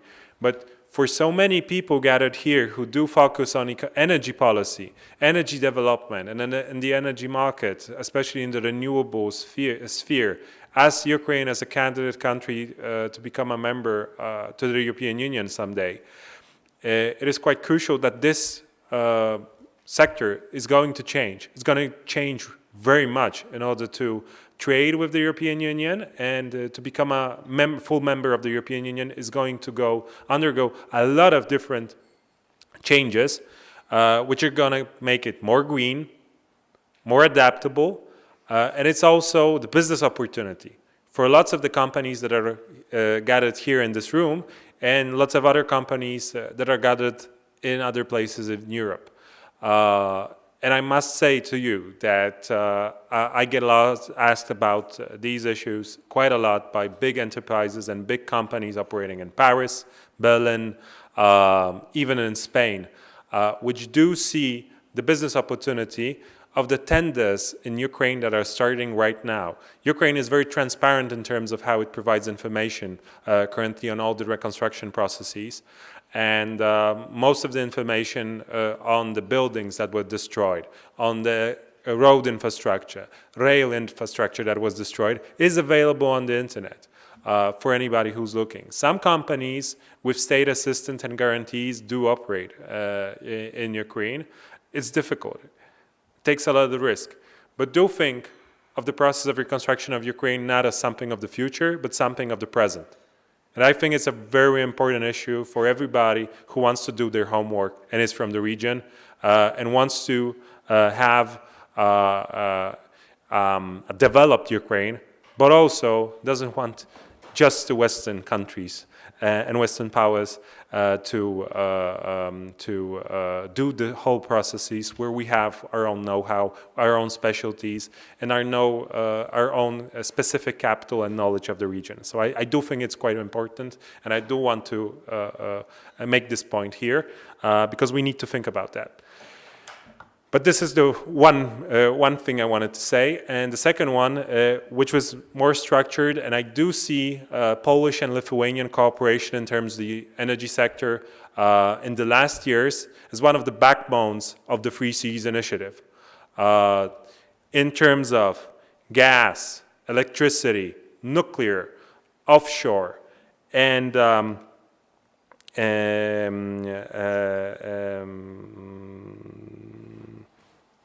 gas, nuclear, and going out of fossil fuels from Russia.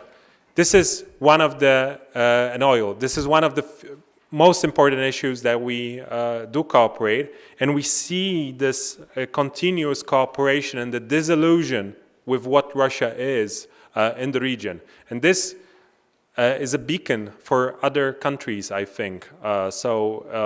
Not political, but economic cooperation and energy cooperation that we can see. And a lot of these projects increased security in the European Union, just by cooperation of two countries, of business enterprises, increased security for the region itself. Security is here a very important element of where economics ends. And I joke a lot that currently lots of more people do listen to generals than economists in a situation like this, because it's not only about money. Here you need to also think of other issues of your internal sovereignty and what creates value not only in the 3 or 4 years, but also creates value in the next 20 or 30 years for your own country, and which is quite crucial. So in this sense, some of the economic calculations are not good enough, as we see from Germany's example of misfortunate investments and ideas of Handeln durch Wandeln. Or Wandeln durch Handeln. So, first, gas. Gas, we have an interconnector which was opened in 2022, very important project, which means that not only gas can be gas can come from two different places, and we can have LNG gas coming not only from Klaipėda, but also from Świnoujście, from two different places in order to exchange and actually gain an access to the European market for Lithuania as well. And then you have this project was actually, when you look through the propaganda in Russian media, was one of the most and viciously attacked ever. Not even the Baltic Pipe got so much attention in terms of Russian propagandists, because it showcases solidarity and cooperation between two nationals within the region, which I think is quite crucial. And I'm going to go back to that at the end of this, hopefully very short speech. Electricity sector. The panel before talked about this, the harmony link that we have, the possibility to have a ring in the Baltic states that increases security and also can ease out any tensions that we see in the electricity market in the region, which is quite crucial for increasing security of the whole European Union in a situation of crisis, and also opens the trade from these countries to the whole European market, also making the possibility to stabilize the system. Nuclear energy. We all waited so long for the European taxonomy to know if and how nuclear energy is going to be treated by the Commission as a viable option in terms of the energy strategy. After February 24th of last year, we know that it has to be one of the elements of lots of the countries in the region energy mix in the years to come. And this is increasing the exchange of knowledge between Lithuania, Poland. Poland Poland, which is going to pursue lots of nuclear projects in the near future, whether they are small or big. This is also the exchange of knowledge between Romania and our country. But I do believe that the challenges connected with some finished very much after the date that they're supposed to be finished projects in the European Union is very much needed in order to pursue a sovereign and secure energy policy. Oil. The NAFTA port in Poland can actually, thanks to the stress tests we know, can provide enough oil for the European market and for Poland, not only to the country which I'm coming from, but also for Czechia, Slovakia, Latvia, Estonia, and partially even to Germany. And the capacity is going to increase. By 2025, we could have even 49 million tons of oil coming through that NAFTA port, increasing the security and the independence of the region itself. What is also important that the current crisis also decreases our vulnerability for the Belarusian and Russian crony businesses operating in the region, selling their oil, and can benefit the competitiveness of everybody here, which is quite crucial. Also, not only for security, but for economic prosperity, which brings me to the other point, which is offshore wind. We have 3 seas. We can have 3 big offshore wind farms. There are many projects which are starting in Poland, the Baltic states. There are discussions of projects in Croatia and Romania in terms of increasing offshore production. This creates a lot of possibilities of exchanges of experiences and also specialities of companies which are operating in the region to be part of the value chain creation in terms of offshore wind, with such tremendous investments that are planned, with the project's capacity, with the human capital of engineers that we have. I think these projects can be very much interesting, especially that in 2022, one of the Polish companies also signed contracts in order to work on the projects in Lithuania. And I envy Lithuania, because by 20 years, Lithuania is supposed to have 80% of its electricity energy mix coming from offshore wind. I would wish we had the same opportunity and possibility, but I do think that we can cooperate, and Poland does see, as we can see from our energy strategies, the possibility that offshore wind creates onshore as well, but with some issues. And I want to leave you with one final remark, because what I talked about is the cooperation, solidarity in crises as well. And I want to leave you with a quote from Dalia Grybauskaitė, the former president of Lithuania, who once, in her speech, she once said, "International solidarity is about mutual support and responsibility. We must recognize that we are part of a larger community and that we have a duty to help others when they are in need. By working together, we can achieve more than we have ever could alone." And this is something very more important when we think and envision what the Free Seas Initiative is. Cooperation, business environment, creating connectiveness, which then enables everybody to prosper. Thank you.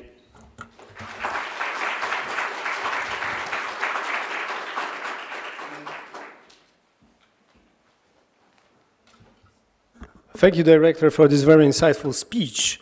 You touch upon 2 very important issues. First is the participation of companies in the, hopefully as much as transparent as possible, reconstruction, post-war reconstruction of Ukraine, and also the energy cooperation in the region with a particular focus on the offshore wind, which allows us to make a smooth transition to our panel.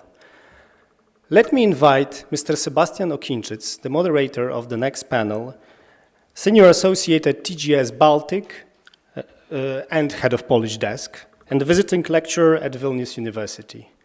Mr. Sebastian, the floor is yours.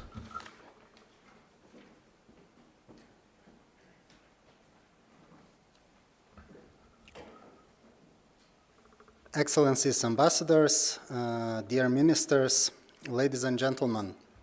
Mr. Piotr Arek finished his excellent speech with this quote from President Grybauskaitė.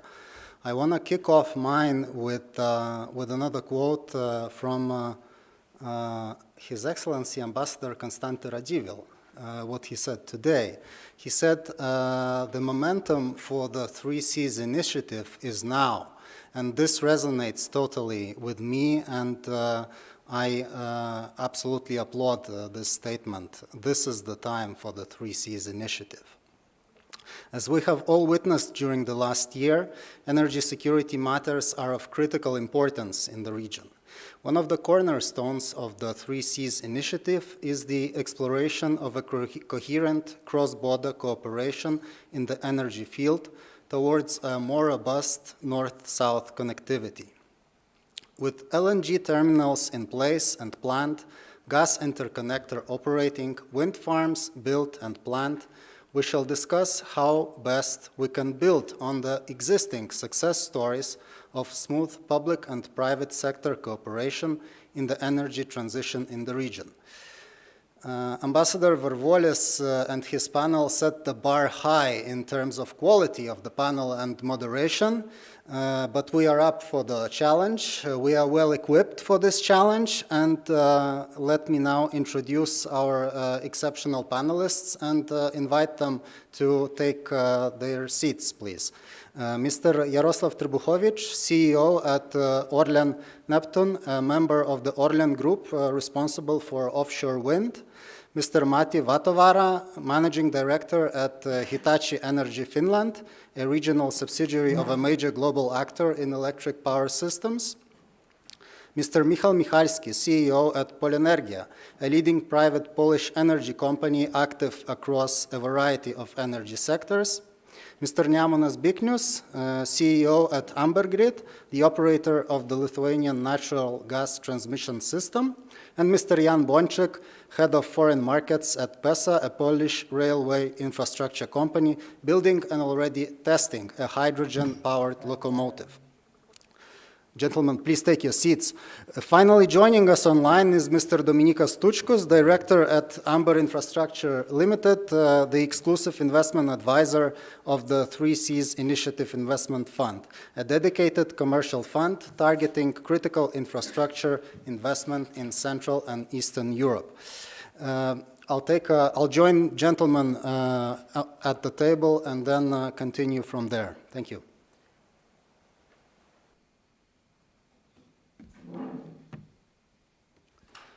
So in terms of little rules of the panel, I'll be asking our panelists individual targeted questions and asking them to comment for 5 to 7 minutes on their perspective. We are well equipped not only on the personal side, but also on a variety of different energy sectors represented on the panel, and I will try my best to juggle and to jump around somewhat coherently as much as I can through different sectors and navigate this discussion. And gentlemen, you are welcome to include in your responses any other reflections in relation to the entire 3Cs initiative as such at the beginning or at the end of your statements as you see fit. And with that, I'd like to begin with this entire idea of electrification of energy, which to my mind resonates around all this story of energy transition, and ask Mr. Vatovara the first question. And today only 20% of total primary energy consumption is electricity. And with rapid growth of renewable energy, wind power and solar power, it is expected that this share will be more than 50 in a few decades. It means not only electrification of energy production, but also electrification of consumption, transportations, industries, and heating. Could you please give us Hitachi's take on the ongoing electrification of energy and how it proceeds in the region? Thank you, and an honor to speak here, Your Excellencies. Yes, I could say that the electricity is the backbone of the whole energy transition. We have been talking a lot about the climate change and the need for rapid increase of renewable. And it is important to notice that all this new renewable power, wind power, solar power, it is electricity. And with this electricity, we are replacing largely fossil fuel. And now with this situation in Europe, with Russian aggression in Ukraine, it has become evident that we even need to accelerate this shift. We need to be able to build the renewable power even faster than what we have been doing now. Offshore wind is an important part of that, but also we have onshore wind, we have solar power that is being built all over Europe. And like you rightly said, today only about 20% of the energy consumption is electricity, and this increase from 20 to 50% that is anticipated in Europe, and by the way, not only in Europe, but globally also we expect to see similar figures. It's a huge shift, and it requires not only huge investments in renewable energy, but also to the transmission system and also to the consumption, meaning electrification of industry, electrification of heating sector, electrification of transportation. And this is a major shift that is happening now. And when we are planning ahead with this change, we have to think about future energy system that is renewable, it is emission-free, carbon neutral, and it has to be flexible, it has to be also more secure. So it requires lots of investments, requires lots of innovation, and needs lots of collaboration between the sectors. And let's say we talked today quite a lot, we heard about the need for interconnections, and indeed, to be able to utilize all this renewable power and ensure the security, interconnectivity is one of the key areas to be developed. Thank you. My next question is somewhat smoothly, I hope to move to the offshore wind sector and ask Mr. Trebohovich the following. Offshore wind farms are bound to play a crucial role in energy transition in Central Europe.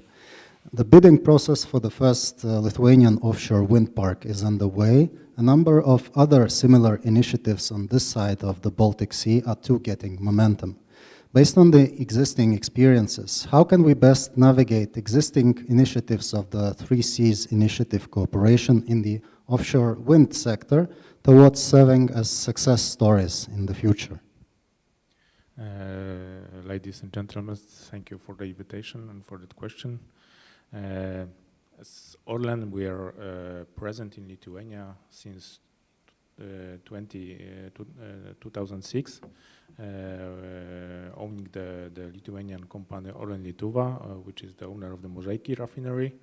And we see also as Orlen in Poland, this is crucial for us to invest in offshore wind because this is the way how we can modernize also our refineries, including a Lithuanian one. This is also an example of cooperation between our two countries in Three Seas region, between Poland and Lithuania. The transformation of Lithuanian energy sector, I think the Orlen is quite important party of this. We are transforming and securing the energy sector in Lithuania via our refinery, and we are investing in this refinery, also helping also the environment to be the refinery more green in the future. I think the offshore wind, as I said, is now on the really first place for all the countries where we are focusing on in the Baltic region. There are a lot of projects in Poland in the first phase. We'll start soon the second phase of our offshore projects. As we know, we will have now two projects in Lithuania. For the moment, we are nearing the decisions, and our approach to the Lithuanian projects.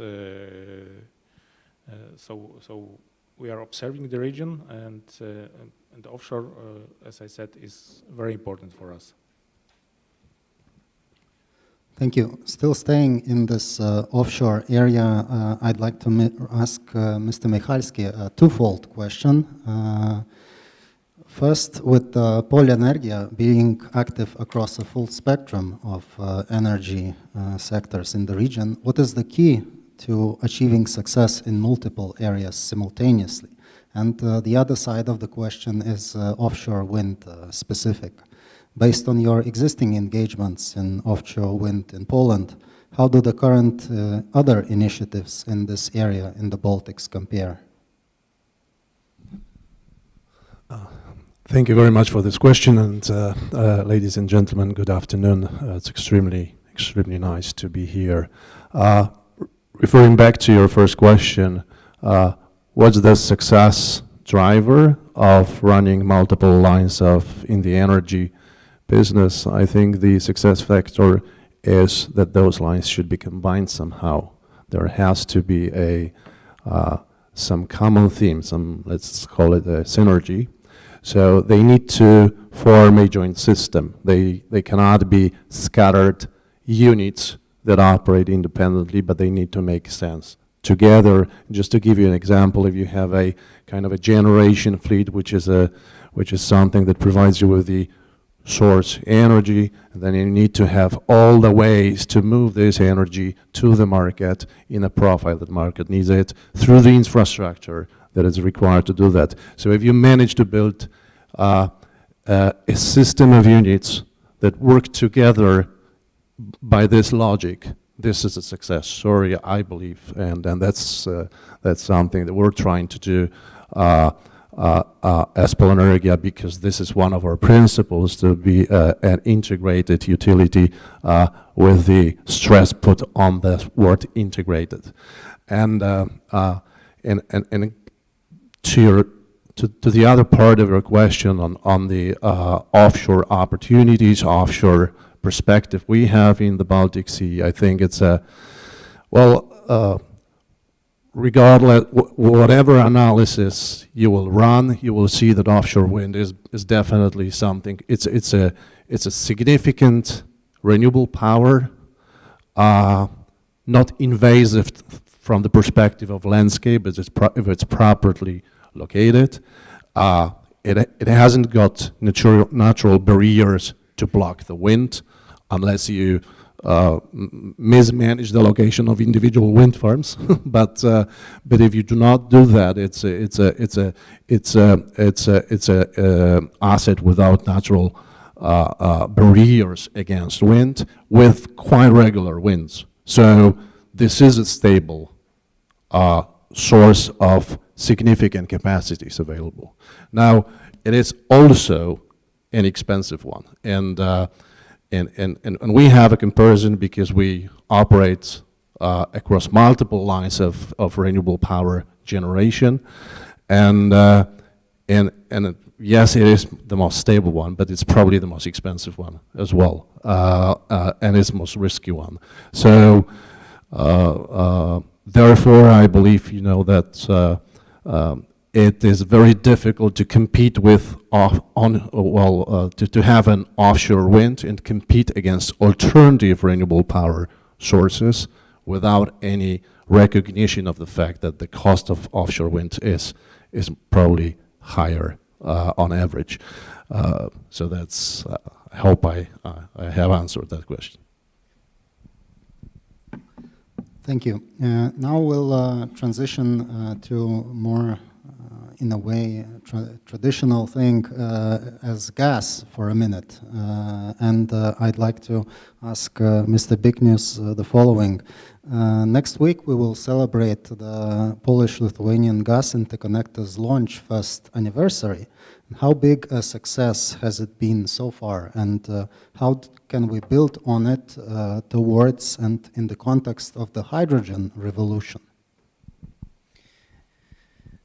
Okay, I will try to speak in three dimensions. It's about the past, about the present, and about the future.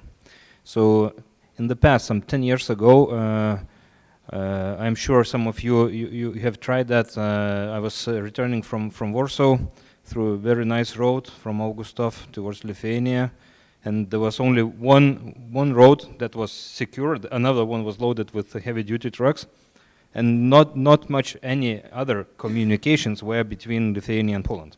Actually, no electricity interconnections, even on the DSO level, no gas interconnections, almost no railway, and the road system was very weak.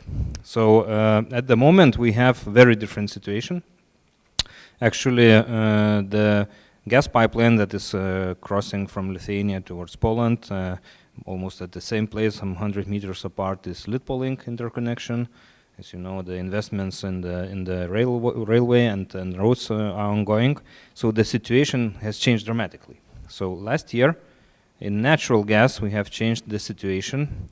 And the feeling for us as a system operator is much better because we have the better reliability of the system. Despite the fact that we have the terminal that is running smoothly and everything is okay, but every time you are thinking about technical issues, you feel much safer and much better having more interconnections with our neighbors. So since the last year, we had started operations. We transported 6.4 terawatt hours of energy. I mean, gas is also a model of transportation of energy. This year, we have already in 3 months 1.5 terawatt hours gas transported. It's bidirectional pipeline, so basically most of the flows are going towards Poland, but nevertheless we having some capacity, commercial capacity towards Lithuania also. So we can say that this project has full success. We were not expecting this amount of commercial flows. Basically, GIPL was constructed for the security of supply. Now we have commercial flows, and we are really happy about that. Also, we are thinking about the nearest future, about the gas as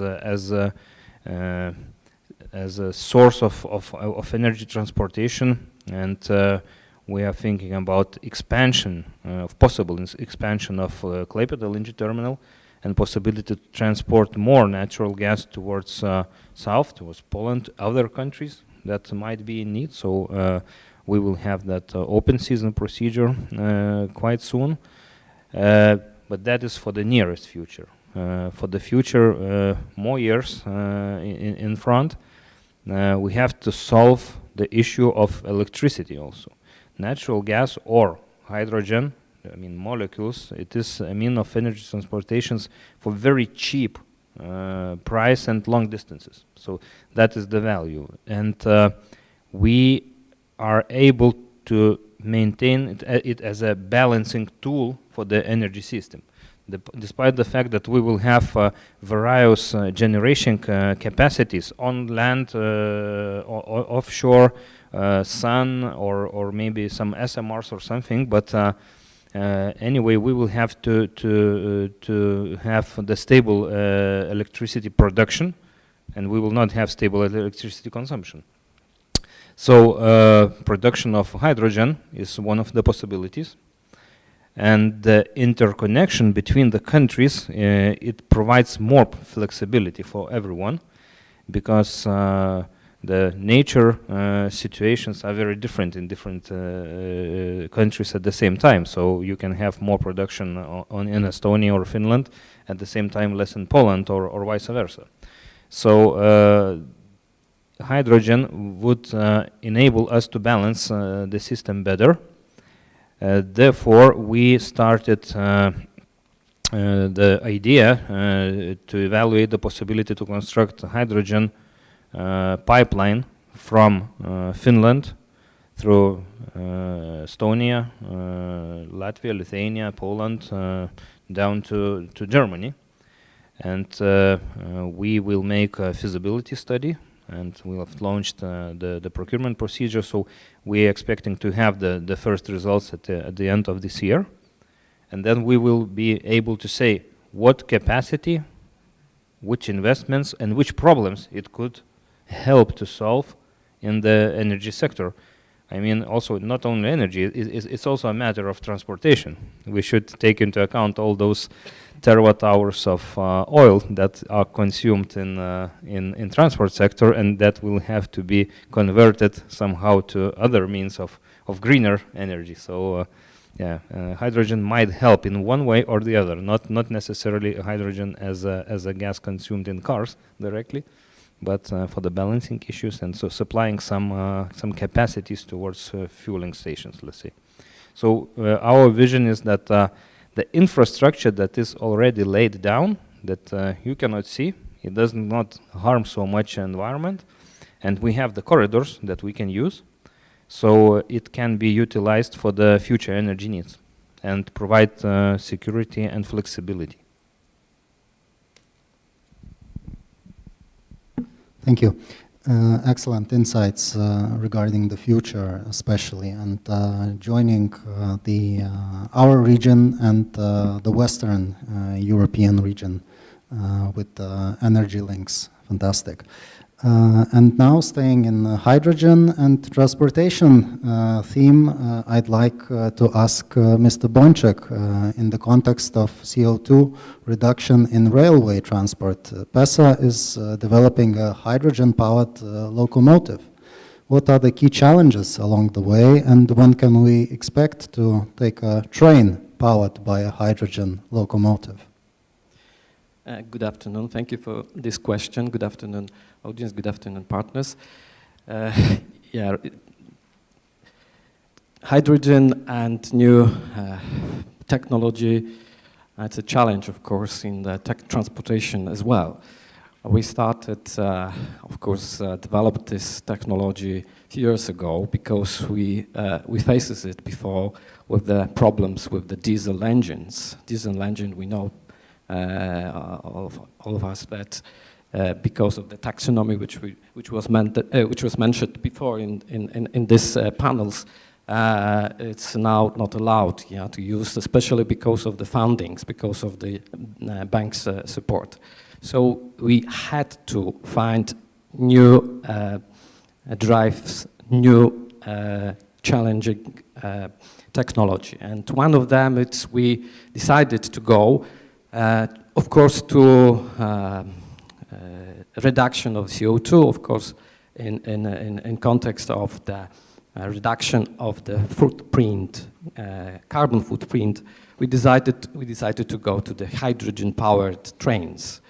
Of course, it was not so easy. Just we started with a discussion of the researchers, and we would like to replace diesel transportation, diesel multiple units, diesel locomotives into new powered trains.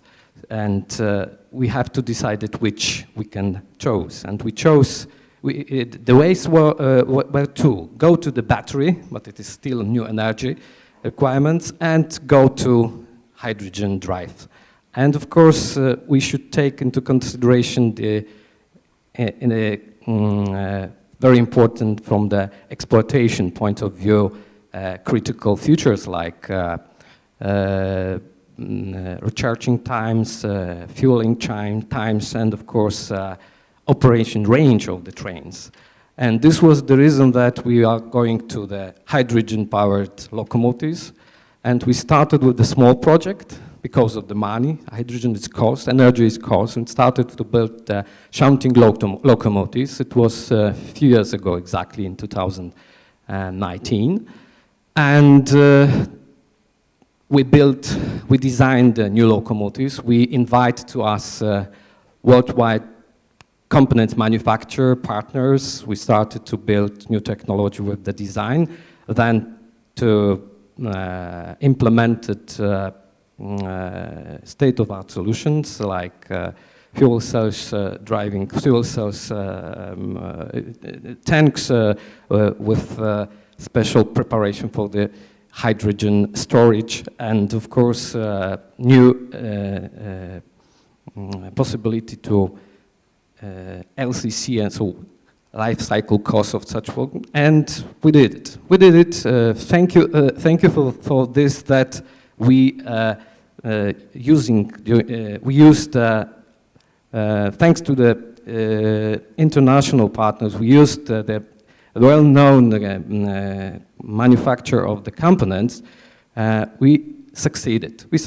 We built a technology demonstrator. We invite then customers. We of course test the fueling, refueling. We of course prepare the tests, prepare the drives, and we had a lot of good feedback. First of all, that a lot of customer comes to us and ask us for new solutions from the green ports, from interconnected areas, terminals, from petrochemical plants like Orlen. And we now see that this experience we can slowly switch into another platform to building the trains for the passenger goals, like multiple hydrogen passenger trains. And we started to build new platform of the trains, which name is this green platform, because this would be the same platform which we developed to the electrical or diesel multiple units, but now it would be absolutely state-of-art hydrogen type of the platform. Fantastic. As I think we can all agree in the industry now, diesel is not sexy anymore. Now hydrogen is on everyone's mouth. And actually, when you said that diesel financing for diesel projects is a struggle, is a thing of the past, it totally resonates with what I do more actually, which is banking and finance. And I would say that I remember a couple years back, I heard a story that large global banks in London, not only do they not take fossil fuel projects on, they tend to offload those off their books. So they are looking somewhere to offload these projects off their books, and not it's that far. At least it was before 2022. Now maybe the shift is somewhat, has another side of this story, what I heard from German contacts about financing in German banks stopped for all foreign energy projects except those that decrease energy dependency from Russia. You wanted to intervene. I just wanted to add that you imagine that there are countries in our region, in Free Seas Initiative, we have Czech Republic, for example, where the non-electrical lines, there are 60% of railway network. In Romania, it's about 40% of the non-electrical lines. And we have to adapt it, and we have to change means of the transportation into green-oriented, into reduce this carbon footprint. So it is a huge demand for the energy a huge demand for the new type of energy because hydrogen is fulfilled. So when I was talking about financing, I was hoping to do a little smooth transition to our final speaker on the panel. Joining us online is Mr. Tučkus, and I'd like to ask you how can we encourage Baltic in general and Lithuanian in particular, public and private partnerships to utilize the tools provided by the 3Cs Initiative Investment Fund, potentially building on its existing success stories towards energy transition in the region? Thank you for your question. Can you hear me well? Yes. Yes, thank you. So first of all, apologies for not being able to take part in the event physically. For most of the time, I'm actually based in Vilnius. Unfortunately, this week is the week where when I had to be elsewhere. In any case, well, thank you for invitation. So first of all, I'll just give a few words about 3C's Initiative Investment Fund. So besides the political part of 3C's initiative, there is also a financial instrument. So 3C's Initiative Investment Fund was established in 2020. It has committed capital of 928 million euros, mostly from various development banks based in the 3C's region.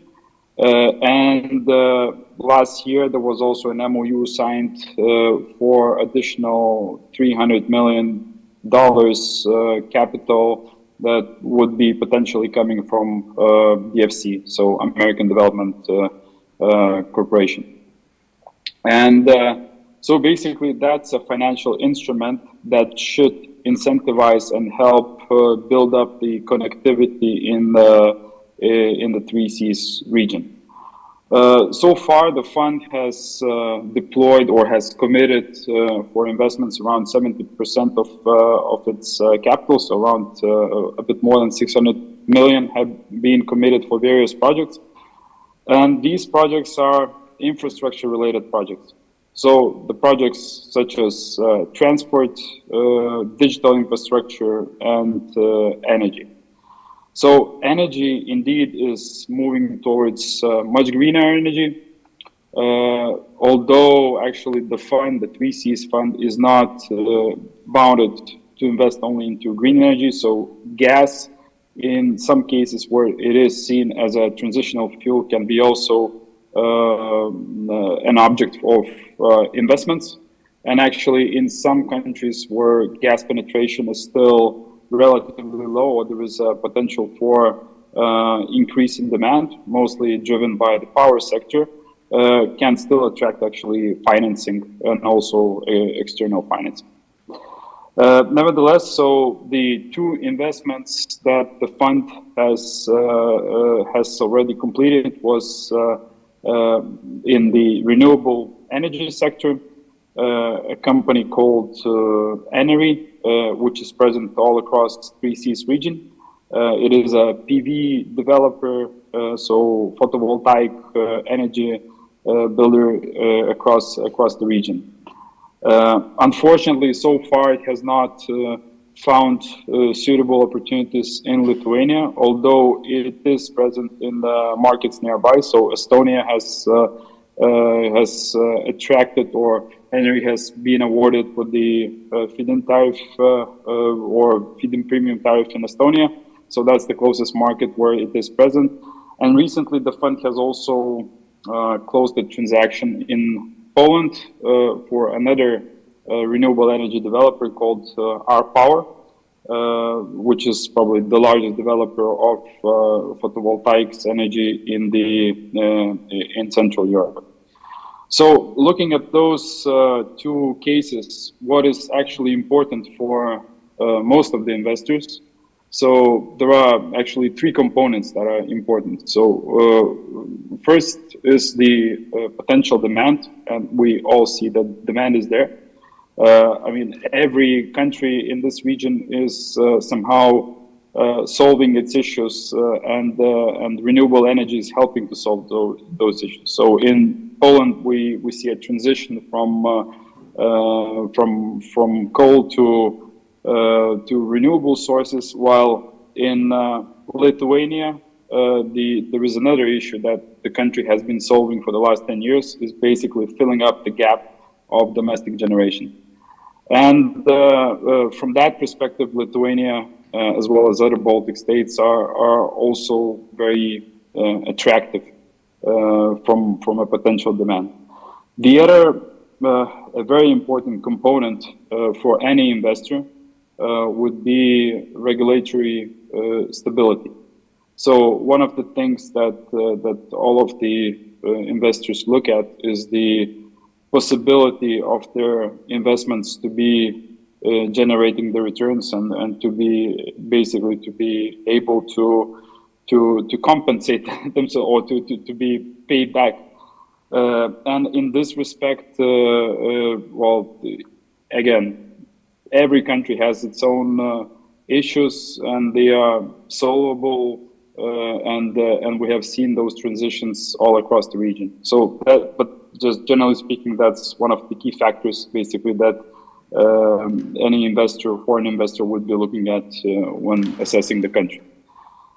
And basically, well, the third factor is which is important, is of course the pricing level of energy, which in the end generates potential cash flows to on the investment. So taking into consideration all of those, well, Baltic states remain an important part and also part of the strategy of 3Cs Fund. And basically we would be happy to look at various opportunities that are presented there. So again, for most of the time I'm based in Lithuania, I would be happy to review any opportunities. Thank you.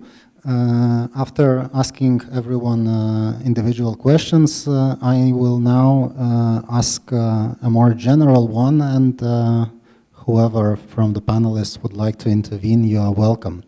And I'd like to begin with what is, to my mind, almost an elephant in the room on this panel, and remembering Ambassador Varvolis' panel, I remember there was one nuclear enthusiast and two nuclear frontrunners almost competing which one is the better frontrunner. So my question is in relation to the nuclear energy.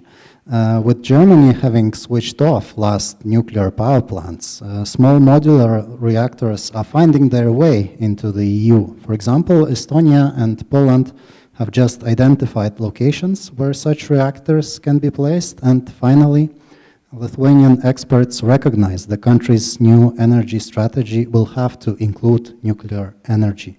I would like to ask our panelists what is their view is the role for nuclear energy in the future in the region. Anyone? Yes, Mr. Trpuchovic? Maybe I can shortly introduce how we see this issue in Orlen Group. Maybe I'm not really involved in the SMRs projects, but we see this as a compensation to offshore wind, solar power. Of course, a lot of power from offshore wind. We can have days very windy, but we can also have days where the production of wind farms will be not so big. So we have to compensate it with another solution. So that's why we decided to go into direction of small SMRs in our group to have this, as I said, compensation. So that's our idea of that. Yes, Mr. Vatavara? Yes. First of all, of course, it is kind of a national decision if nuclear power is good or not. It is subject to political discussion on what people want, what is the background of each country. So it is not a solution for everyone, but of course it has benefits. It's fossil-free energy, it is stable energy, and it is a good addition to wind power, I personally think. but it is maybe not an easy short-term solution because it takes quite a long time to build nuclear power plant, and let's say that this SMR, it is really attractive idea, but the technology is still developing. And like we heard in the previous panel, it is important that also the regulation is harmonized. And I think it was a good idea to think about the possibilities of harmonizing the nuclear regulation in the region, because the whole idea of this SMRs is kind of a standard design and standard licensing of the technology. If you have to license it every time again and again in different projects and different countries, it is probably too expensive to be feasible. So there are lots of practical issues and legislation issues to be resolved before we can use that. But of course, we need also solutions in long term, in 30s and 40s and 50s, not only during this decade. But for this decade, it is not maybe fast enough solution. Yeah, if I could add also a couple of words. I'm not sure whether I'm heard. Yes, Mr. Tučkus, we hear you perfectly well. Please do. Yeah, so indeed, so the nuclear power is probably the best replacement for other forms of energy generation, which are baseload generation. So typically this would be coal. And in case of Poland, probably it makes sense, given that there is a substantial baseload capacity based on the, basically already retiring coal power plants. In countries where baseload capacity is like Lithuania, for example, we barely have any baseload. So baseload is compensated through international interconnectors. So in that case, this would be replacing imports. And then keeping this in mind, the factor that should be assessed, how competitive is nuclear power versus the other sources of energy that it would be replacing. So in our case, that would be imports in case of Lithuania. And at least for now, levelized cost of electricity for nuclear power plant does not put it in a very, let's say, low cost area. And, combining together with the factor that it is relatively new technology, it is becoming, without any additional regulatory incentivizations, probably it would be difficult to finance such projects. So even if there is equity financing that would be available for such projects, there should be also additional bank financing. Typically in energy projects, 80% bank financing can be achieved. And in order for nuclear technology to be viable, there should be also a regulatory environment in place, as well as some kind of incentivization that would allow nuclear actually to be competitive versus other forms of clean power generation. Thank you. Yes, Mr. Michalski, please. So maybe just a brief addition from my side. It looks like that probably over a longer period of time, we will go, and I mean pan-European community, we will go probably for a combination of nuclear as a kind of a base load substitute and renewable power being on top of it. Probably this way is quite a realistic scenario. However, what I have to say is, and that's in reference to this idea of small modular reactors, I would reiterate what you said about how immature this technology is and how long it's going to take once this technology is matured to the level of commercial use. So we should not overestimate the perspective as being within a reach overnight. It's not going to be within a reach overnight. If it's a solution, it's a solution more far to the future, and we need to have something earlier than that as well. So yes, as a kind of a portfolio of the solutions. If we look at the portfolio of the solutions, that's one of those to be worked on, but that's not the solution that we can focus solely on, because then we may find it difficult to manage problems before this gets commercial. Thank you.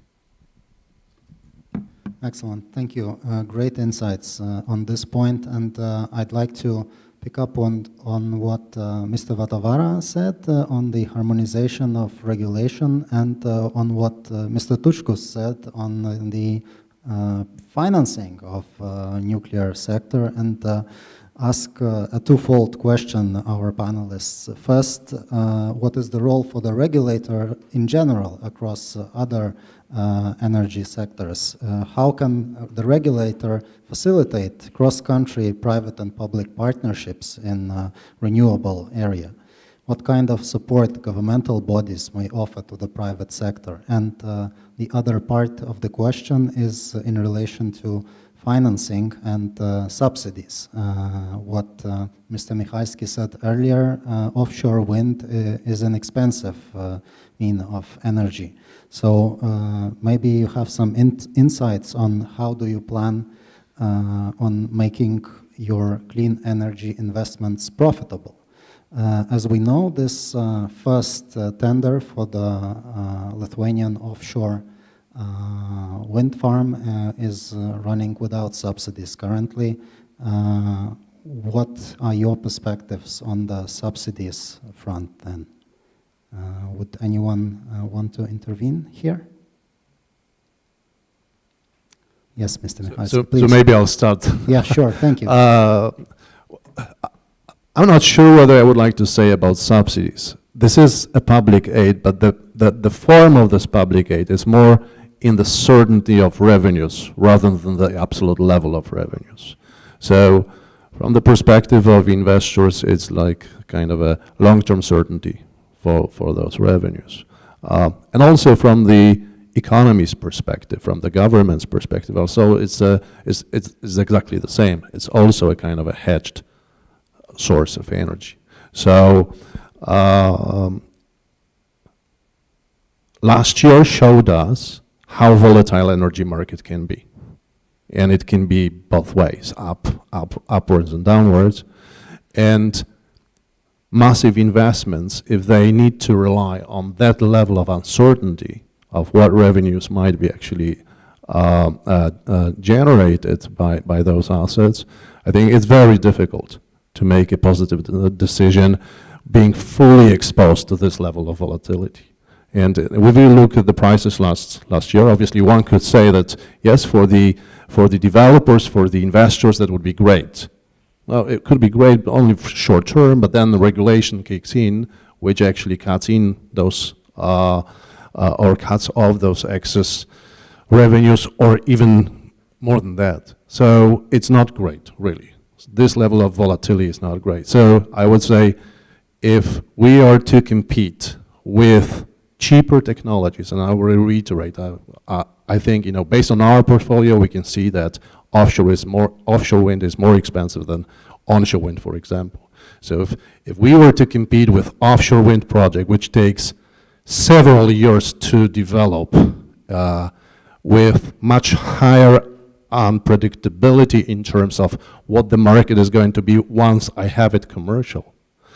If I'm going to compete with onshore wind, I would not do that. Just I prefer to put my money into onshore wind. So if you ask me about what's our perspective on public aid, I would say public aid is in the form of more of the certainty of revenues over a longer period of time, because this is something that I require just to make a positive conclusion that this investment simply makes case as being not necessarily the most competitive one in the market. Thank you. Yes, please, Mr. Vatavara. I think that these incentives are good in starting phase of new technology, accelerating perhaps the development in early phases, but in longer term I believe in an open market and competition, also competition between the technologies. And regulation is definitely needed, so that we can have a market that has it's fair, it enables open competition, and it also incentivizes actions that what we want to see, building renewable energy, providing flexibility for the system, and enabling the energy transition, and also providing kind of a low enough cost energy for people, for consumers.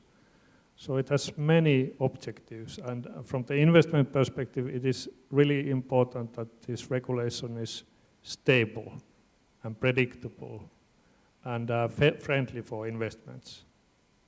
So regulation is important, and to design the right type of regulation that can be such that it can last for decades, so that it is predictable, not changing all the time, not subject to political decisions all the time, so that the companies can rely on the future. Thank you. Excellent point on regulation being stable, and so the business can rely that this won't change with the next elections, for example. One more question is in relation to academic and research institutions. All this energy transition theme has as at its core innovation in science and research. So I would like to ask you on your existing maybe success stories of cooperation with research institutions, and how can this cooperation between private sector, academics and researchers and governments be enhanced? Do you see any potential to make it a regional level cooperation within the 3Cs initiative? Maybe you have some examples of, as I said, existing cooperation with study or research institutions, how you base your decisions on their findings in research. Anyone? Yes, Mr. Vilnius. Of course, the collaboration with science is crucial when we are thinking about the future, the part of unknown. So we are collaborating all the time with the various companies or science institutions also.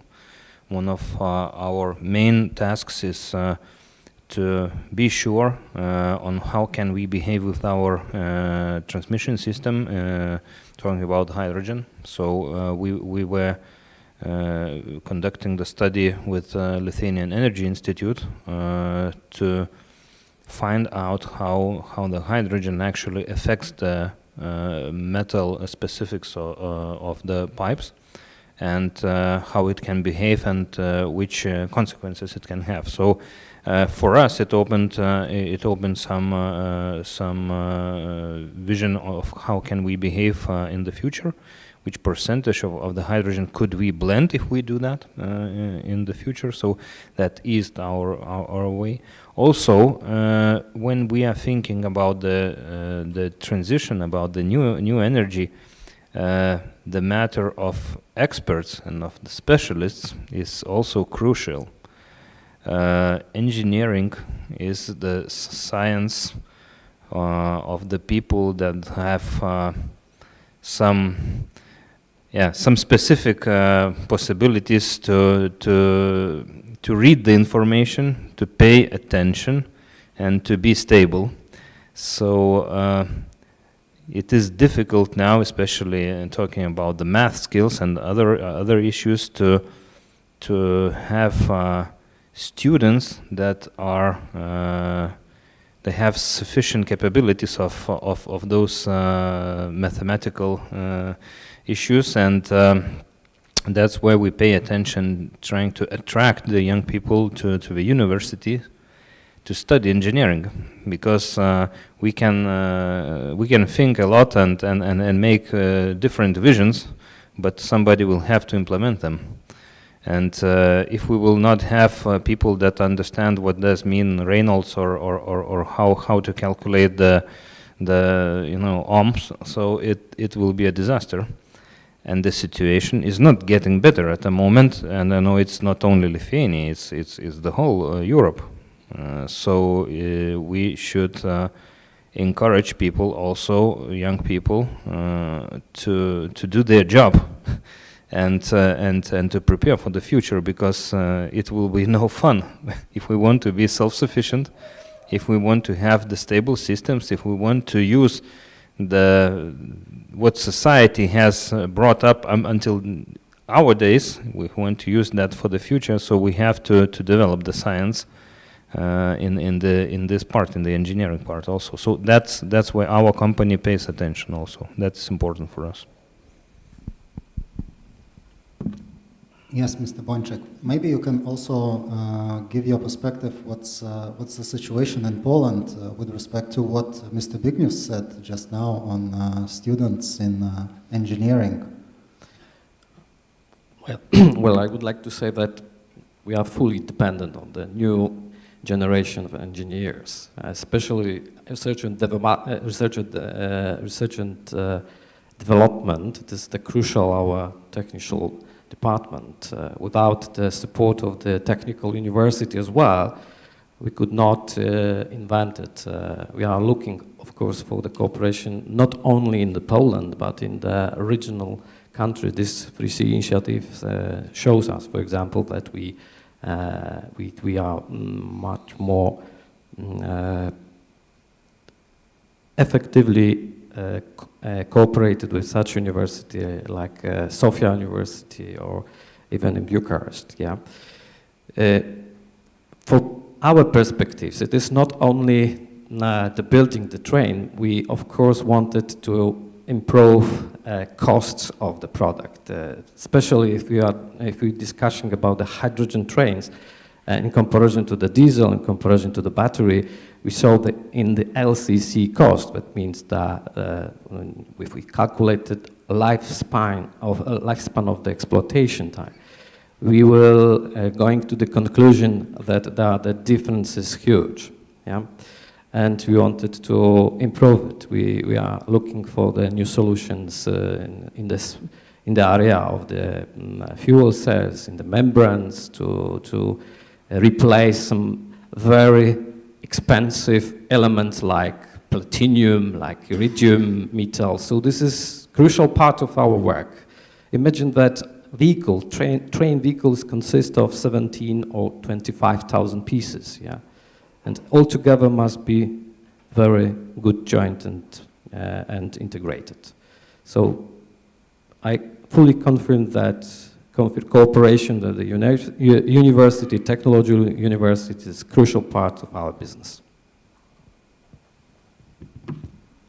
Yes, Mr. Trbuchowicz. We have the same issue in offshore wind projects. I think all of our developers in Poland are now cooperating with universities because we see that we are now all the projects from first phase, we are coming to construction phase of the project, and we see how many employees we need with specialists and how many of them are now coming to Poland from different countries all over the world, and we see how many people we need in the future. And I think all developers are now really cooperating with universities. We are helping them to educate students for the futures, that maybe in the second phase of offshore wind in Poland we will be more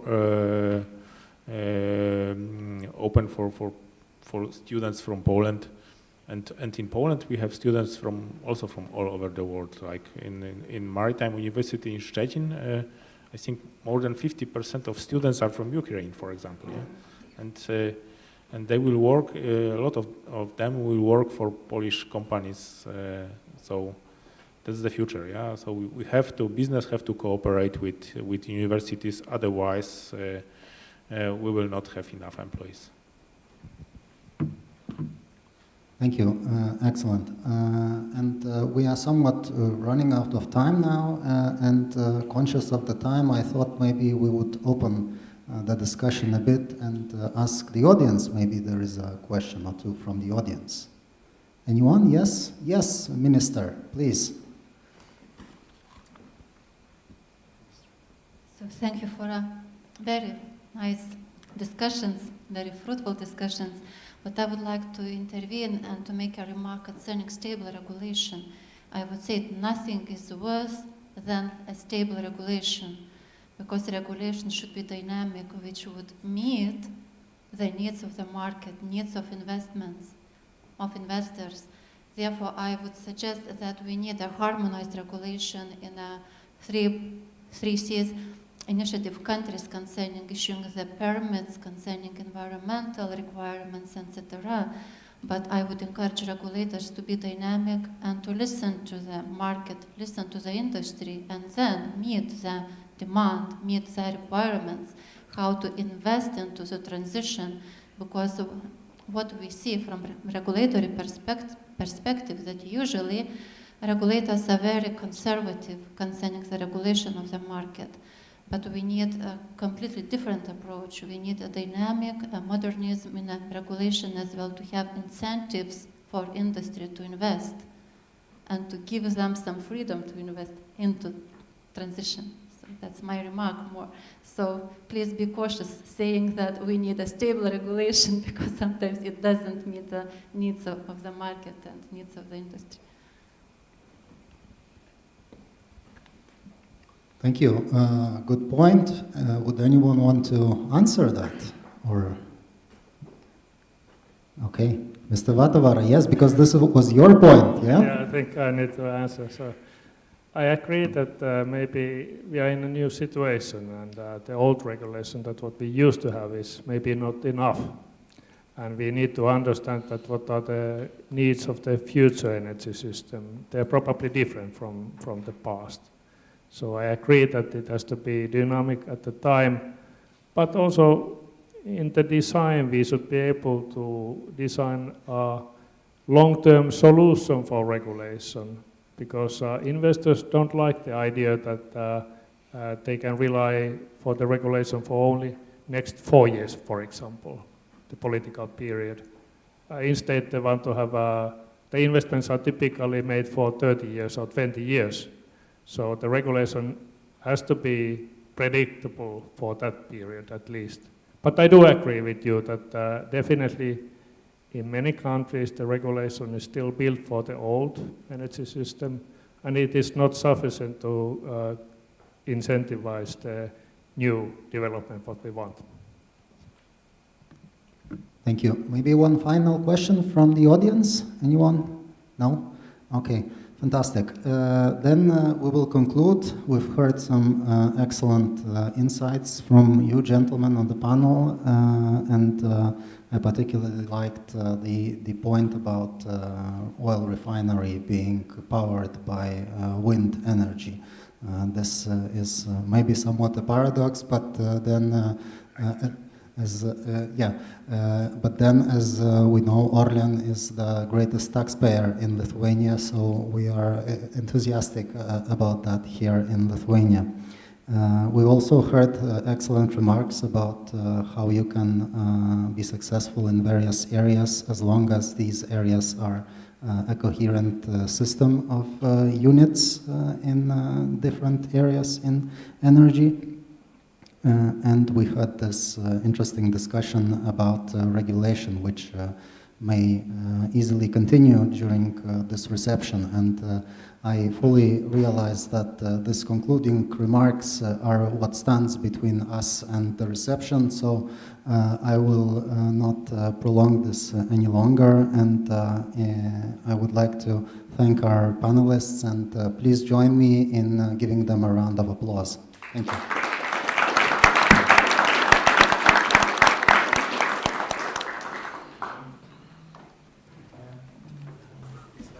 Yeah, there was one thing that came to my mind during your panel, and because I think there is still hope when it comes to engineers, because there was an EU-wide survey, and according to this survey in Poland, young people didn't want to actually become YouTubers, but rather they wanted to become engineers.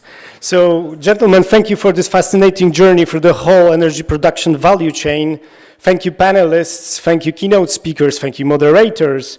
Thank you, dear guests, because without you, it wouldn't have been such a great and interesting event. Last but not least, thank you. I would like to thank the MFA for working with us on this challenging but rewarding project. The seminar is over, but I hope that you will get an opportunity to discuss these ideas presented here further during the reception. So without further ado, let me invite you to the reception. Thank you.